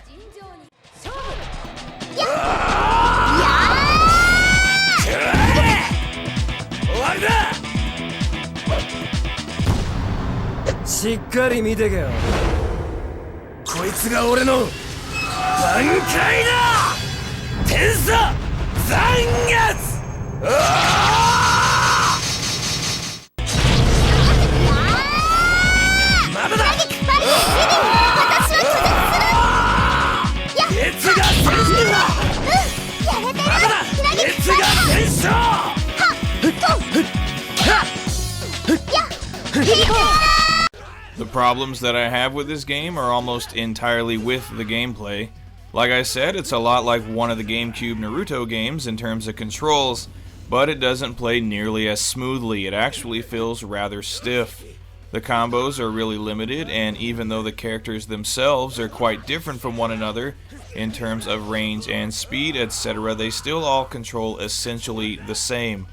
Also, a lot of the special attacks, and especially the super attacks, can be seen coming from a mile away and are easily dodged unless you use the time slowing move first. Overall, as someone who's been playing fighting games his whole life, this one's really lacking. The gameplay isn't totally unenjoyable, it is flashy, and you can even call it a pick up and play type game, but it's definitely not going to hold the attention of a hardcore fighting fan for very long before you get the urge to play something better.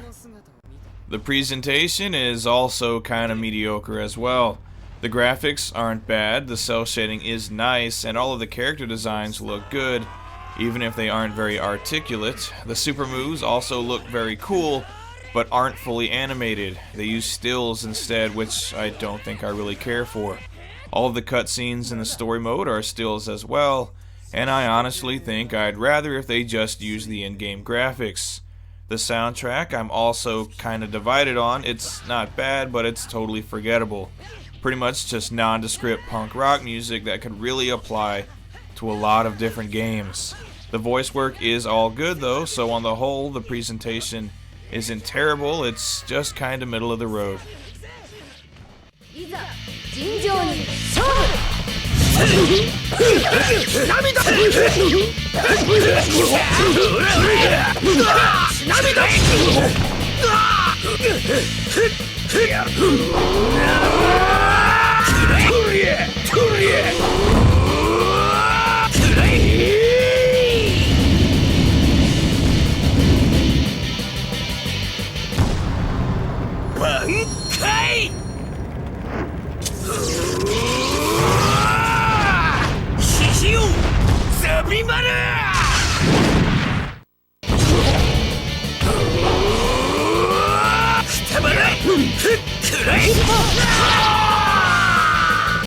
So it's obvious that this isn't a game that was made with fighting game fans in mind as much as it was made with Bleach fans in mind.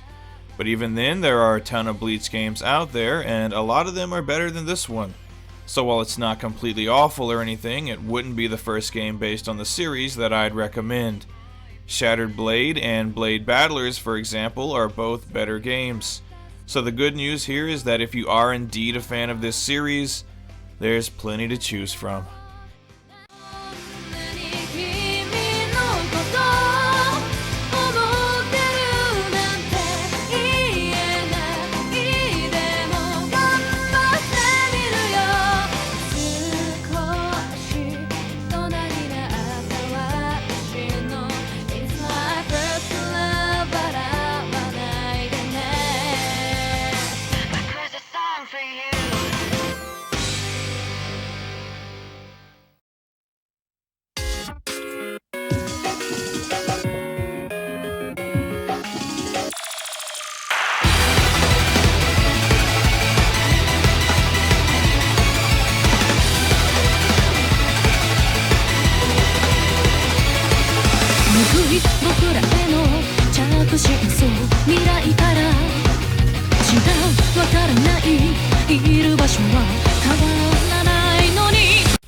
Hey everybody, welcome back.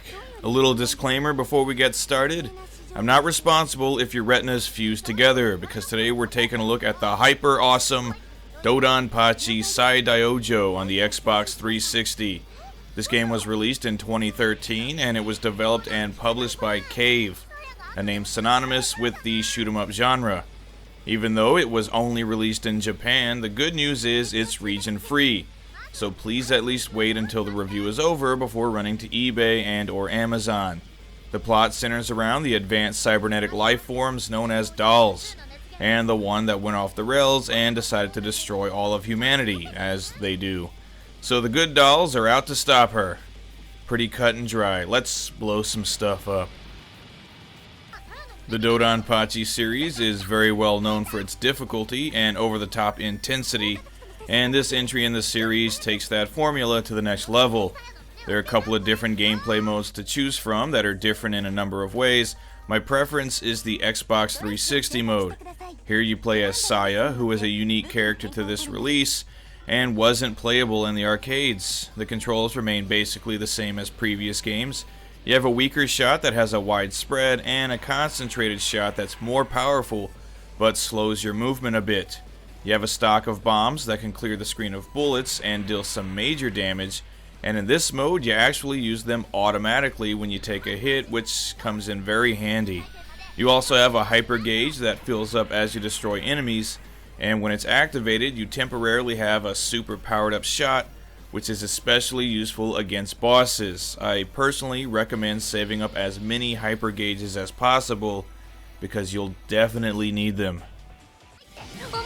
さやさん、何か違う感情が入ってませんか？あんたの気のせいよ。そうですか。失礼いたしました。敵機は3層構造です。油断しないでください。ハイパーシステムのシステム2回転までカウントスタート。敵の第一装甲の破壊を確認。まずは表の顔が剥がれたって感じね。まったく発言者の男なんていつかのなんとかだよで。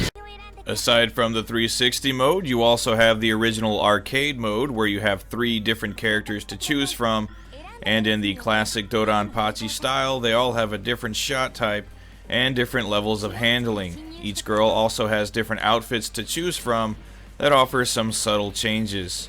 The version 1.5 mode is basically an updated version of the arcade mode, and I honestly don't really know what the major differences are. There's also a store where you can purchase new wallpapers and audio files and have a look through them in the gallery mode.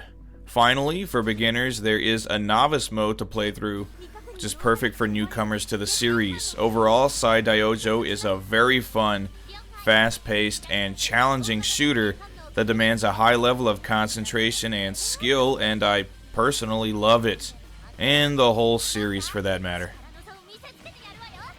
The presentation in Saidaioujou is great in a really excessive way.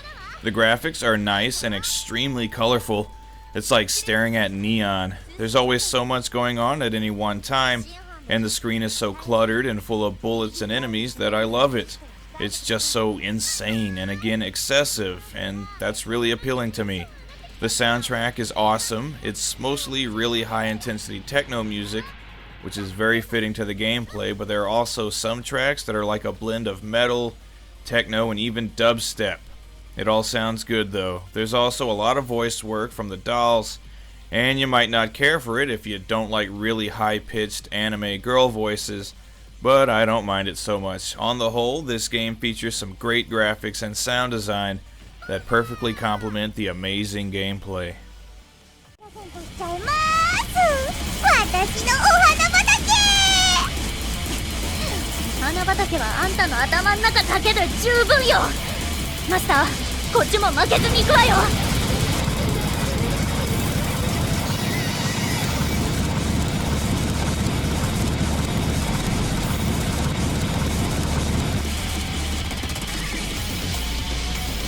システム2回転までカウントスタート。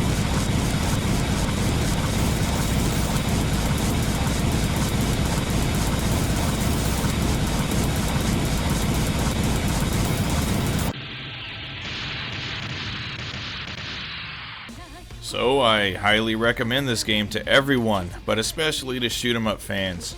Even if you're just looking to get into the genre, I'd still recommend this one. Like I said, it's region free, so if you have an Xbox 360, then you're good to go. Prices online are kind of all over the place, but typically no higher than 50 to 60 bucks, and the Platinum Collection version can actually be found for as low as 30. So if you're in the market for a very fun and very challenging shooter, you need look no further than Dodonpachi Saidaioujou. It's awesome!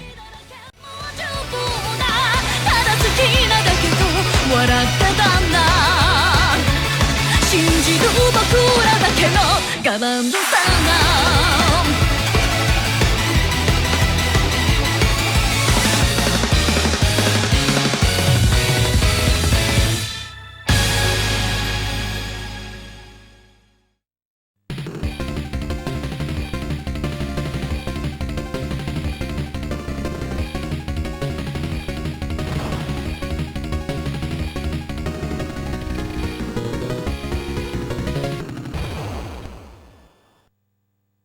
Hey everybody, welcome back. Today we're in for a good time because we're going to take a look at Final Soldier on the PC Engine.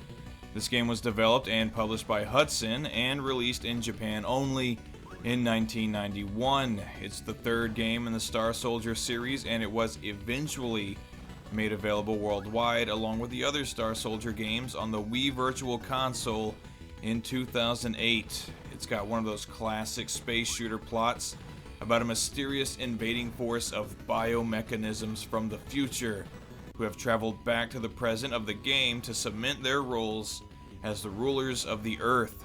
So the world's greatest scientists come together to create the ultimate fighter ship, that can utilize a multitude of weapons that can take down this menacing force. Awesome. This is a really exceptional top-down shooter, as pretty much all shooters made by Hudson are. It features some rather simple gameplay. If you've played any other classic space shooters, then Final Soldier will feel really familiar, but it has a couple of features that make it stand out. I really like the power-up system. There are a number of different colored power-ups to collect, and each color grants you a different weapon, and aside from your standard Vulcan shot, you can actually change the weapons up a bit in the options menu, which is great. It offers you quite a bit of variety. Most of the weapons are more useful in certain areas than they are in others, but I usually tend to stick to the basic Vulcan anyway. I find it to be the best overall. Also, your weapon's power level serves as your health indicator. So when you take a hit, your power goes down a level, and if you're hit while at your starting power level, you die. But collecting more power-ups grants you more health.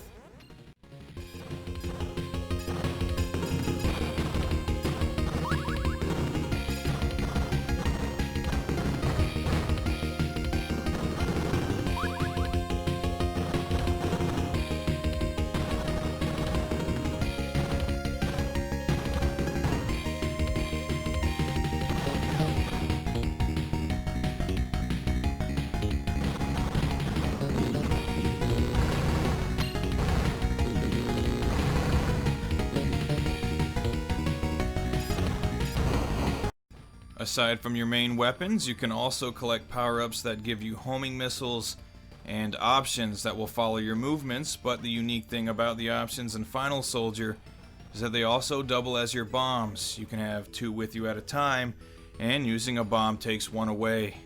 This is a challenging game, but not unbeatable. It's actually quite reasonable, especially when compared to games like Gradius, for example, or even some of the more modern bullet hell shooters. You'll have plenty of enemies to deal with, and they all have rather different movement and shot patterns, and the bosses offer a decent challenge and quite a bit of variety as well. Overall, this is a very well made shooter that plays great and is a ton of fun. It's also a game with some nice visuals and great music, again, as is pretty typical of a Hudson game. The graphics are colorful and detailed. Each stage is a different themed zone, so you get a desert, city, ocean, and of course, space. Also, despite the fact that there can frequently be quite a lot going on at any one time, you won't see a whole lot of slowdown, which is greatly appreciated. The soundtrack is really awesome, lots of very upbeat music that fits perfectly with the gameplay. If you've played any of the other Star Soldier games, or maybe even Star Paroger, this soundtrack is comparable to those. On the whole, just a damn well made game.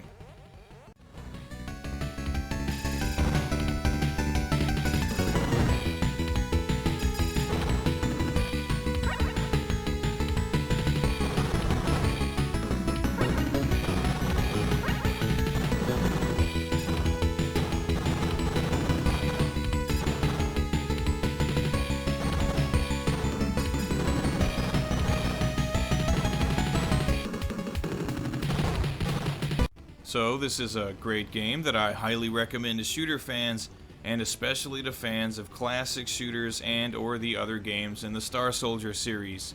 If you want a copy for the PC Engine, it'll run you anywhere from $30 to $45 usually, but if you want to save a little cash, then certainly go for the Virtual Console version. Either way, you're guaranteed to have a good time.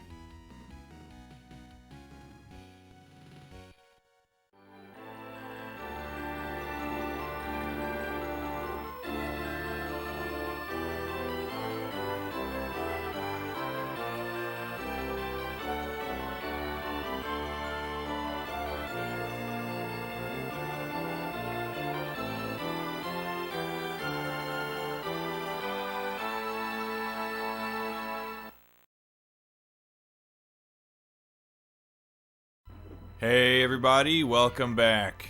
Today we're taking a look at Tenchi o Kurau 2 on the Sega Saturn, a 2D beat-em-up developed and published by Capcom. It was originally released in arcades in 1992 and called Warriors of Fate in the West. This and the PlayStation port were both released exclusively in Japan in 1996. All of the Tenchi Kurau games, including the 8-bit RPGs, are based on a series of manga set in China that adapts all of the characters and events in the Romance of the Three Kingdoms novel. So if you've played any of the Romance of the Three Kingdoms games or Dynasty Warriors, then you'll see a lot of recognizable characters here. Like I said, this is a 2D Capcom beat-em-up, and when you start playing it, assuming you've played some of their other beat-em-ups, you'll pretty much feel right at home. I was actually very much reminded of Knights of the Round and even the D&D beat-em-ups to a certain extent. You have 5 characters to choose from, each with varying levels of speed, power, and range, the archer being the prime example of that. He's very useful from a distance, but pretty much useless up close. The controls are pretty much standard for the genre. You have an attack button, a jump button, and of course by pressing the two together, you can perform a power attack that takes off a chunk of your health. You can also perform a dash tackle maneuver with the jump button combined with the directional buttons.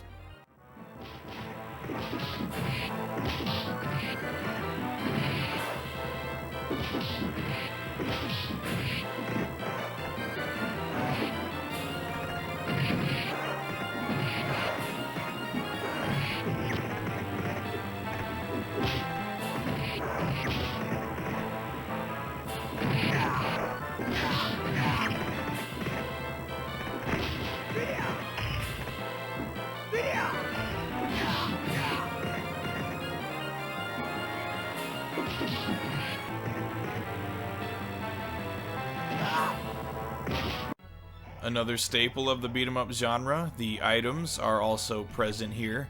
You can pick up point bonuses, food to replenish your health, and of course weapons, like clubs and swords, etc. Definitely the most useful item is a gong that summons a horse for you to ride.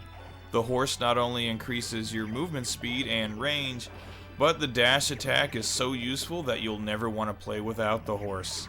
Just be careful, because if you fall off during a boss battle, the boss can actually steal your horse, which makes them just that much more difficult. There are also a couple of different bonus levels where you try to eat as much as possible or destroy a bunch of wooden dummies. I'd rather be destroying a sports car, but what can you do? Overall, this is a very enjoyable beat-em-up that doesn't really do anything revolutionary, but it's still really fun. It's pretty typical 90s Capcom affair. I'm kind of split on the presentation though. The graphics are great, they're really colorful, and the backgrounds are pretty detailed, and there will often be a lot of enemies on the screen at any one time. But the soundtrack is pretty lame in my opinion. It's just kind of bland orchestral music that doesn't really match the action all that well. It's not grating or annoying, just very underwhelming. On the whole, it's a really well made game with some nice graphics and fun gameplay, just not a soundtrack I would have chosen to put into such an action-packed game.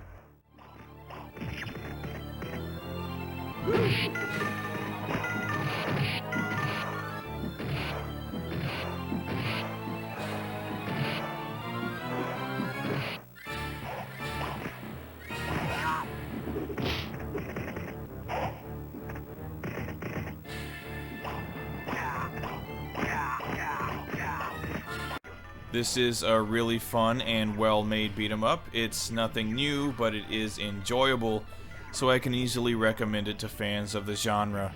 It can be a pretty costly game online though, potentially as much as $100, which I don't think is reasonable, but the PlayStation version is usually at least $40 less, so it's really up to you and how much you love this type of game.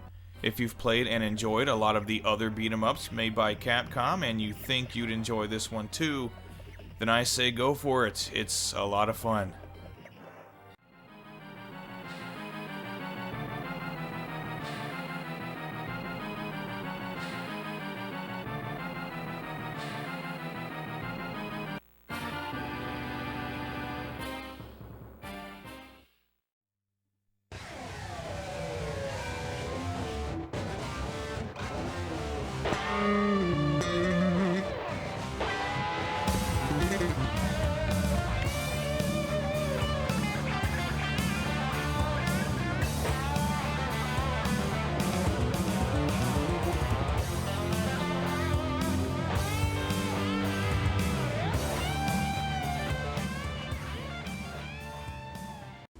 Hey everybody, welcome back, and prepare yourselves for awesomeness. We're taking a look at Winds of Thunder for the PC Engine CD. Also known as Lords of Thunder, it was developed by Red Entertainment and published by Hudson Soft in 1993. Oddly enough, the TurboGrafx version was never released in PAL territories, but the Sega CD version was. But take heart, because the Turbo version is available on the Wii Virtual Console in all territories. It's a spiritual successor to the also awesome Gate of Thunder, and it centers around a knight named Duran and his quest to defeat the dark god Dioric and his legions of monsters who have descended the world into a state of chaos. As a shooter, Winds of Thunder definitely stands out from the crowd. It's got a lot of cool features that make it just that much more enjoyable on top of being a great shoot 'em up. It features 7 stages, and you can play the first 6 in whatever order you like. Each stage has a different theme, and before the start of each one, you choose from 4 different suits of armor that grant you different elemental powers, shot types, and bombs. And choosing the right one can make things a little easier on you. That's actually just about the only complaint one can make about Winds of Thunder, is that it's a little on the easy side as far as shooters go, but that's not to say that it's not challenging at all. It is, but the challenge is reasonable, and most importantly, the gameplay is fun and the controls are very responsive.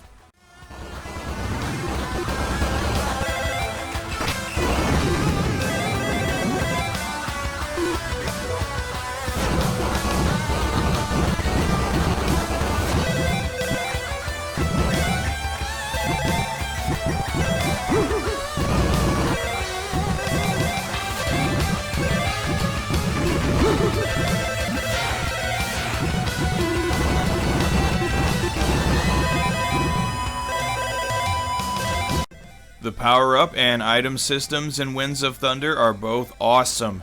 You have 2 separate energy bars, your health and your attack power. By collecting power-ups, your attack power goes up incrementally, and as it keeps going up, your shot will change and grow into a more destructive form. But taking damage also decreases your attack power.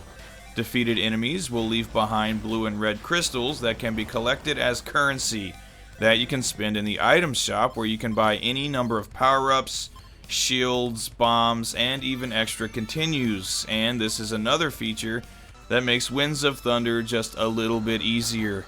Each stage ends with a boss battle against some huge monster that has a vulnerable spot that you have to aim for to cause damage. And after you defeat all 6, the final stage opens up. Overall, Winds of Thunder is a crazy fun and fast-paced shooter with a difficulty level that keeps it from being too frustrating, while at the same time offering at least a decent challenge. In short, it kicks ass. And speaking of kicking ass, let's talk about the presentation a bit. The graphics are great. There's a whole lot of really rich color and detail in all of the stages, with some very nice scrolling effects. The enemies all look really cool. There are plenty of big monsters and dragons, etc., and all of the bosses look really cool as well. But as good as this game looks, it sounds a million times better. The soundtrack to Winds of Thunder is simply amazing. It's actually one of my favorite video game soundtracks ever. It's non-stop heavy metal with lots of screaming guitars and heavy riffs that perfectly accentuates the action on screen. For me, this is one of the all-time great game soundtracks that I hold on par with similar soundtracks like Guilty Gear, for example. And really, I don't have a single complaint about the presentation in Winds of Thunder.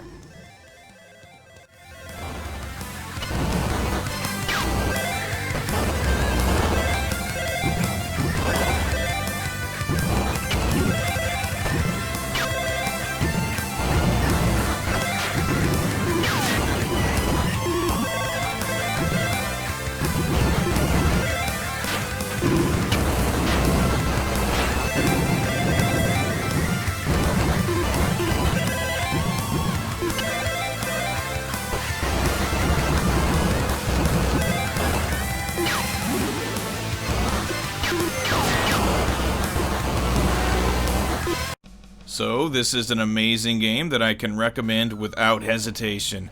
The only drawback is that physical copies go online for no less than $100 for the PC Engine version, and even more for the others. But if you can get the version on the Virtual Console, then I'd say go for that and save yourself a small fortune.